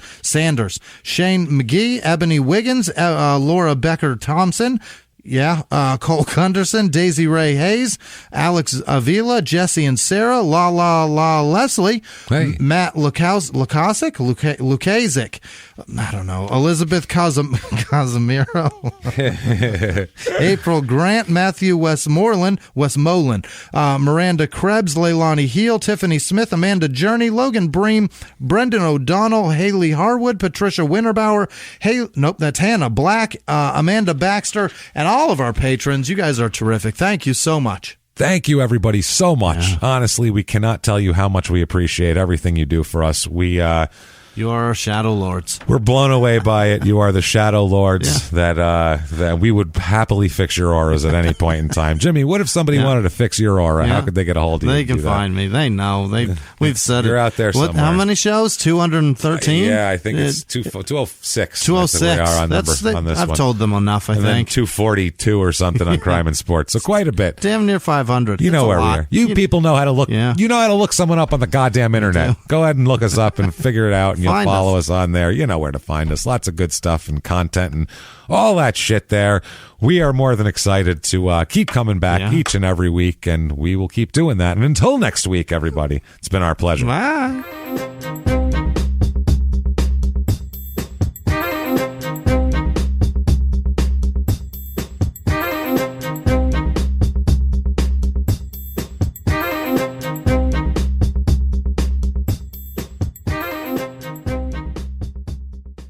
If you like Small Town Murder, you can listen early and ad-free now by joining Wondery Plus in the Wondery app or on Apple Podcasts. Prime members can listen early and ad-free on Amazon Music. Before you go, tell us about yourself by filling out a short survey at Wondery.com/survey. He was hip-hop's biggest mogul, the man who redefined fame, fortune, and the music industry. The first male rapper to be honored on the Hollywood Walk of Fame, Sean Diddy Combs. Diddy built an empire and lived a life most people only dream about. Everybody know ain't no party like a Diddy party, so. Yeah, that's what's up. But just as quickly as his empire rose, it came crashing down. Today I'm announcing the unsealing of a 3-count indictment, charging Sean Combs with racketeering conspiracy, sex trafficking, interstate transportation for prostitution. I was up. I hit rock bottom. but I make no excuses. I'm disgusted. I'm so sorry. Until you're wearing an orange jumpsuit, it's not real. Now it's real. From his meteoric rise to his shocking fall from grace, from Law and Crime, this is the rise and fall of Diddy. Listen to the rise and fall of Diddy exclusively with Wondery Plus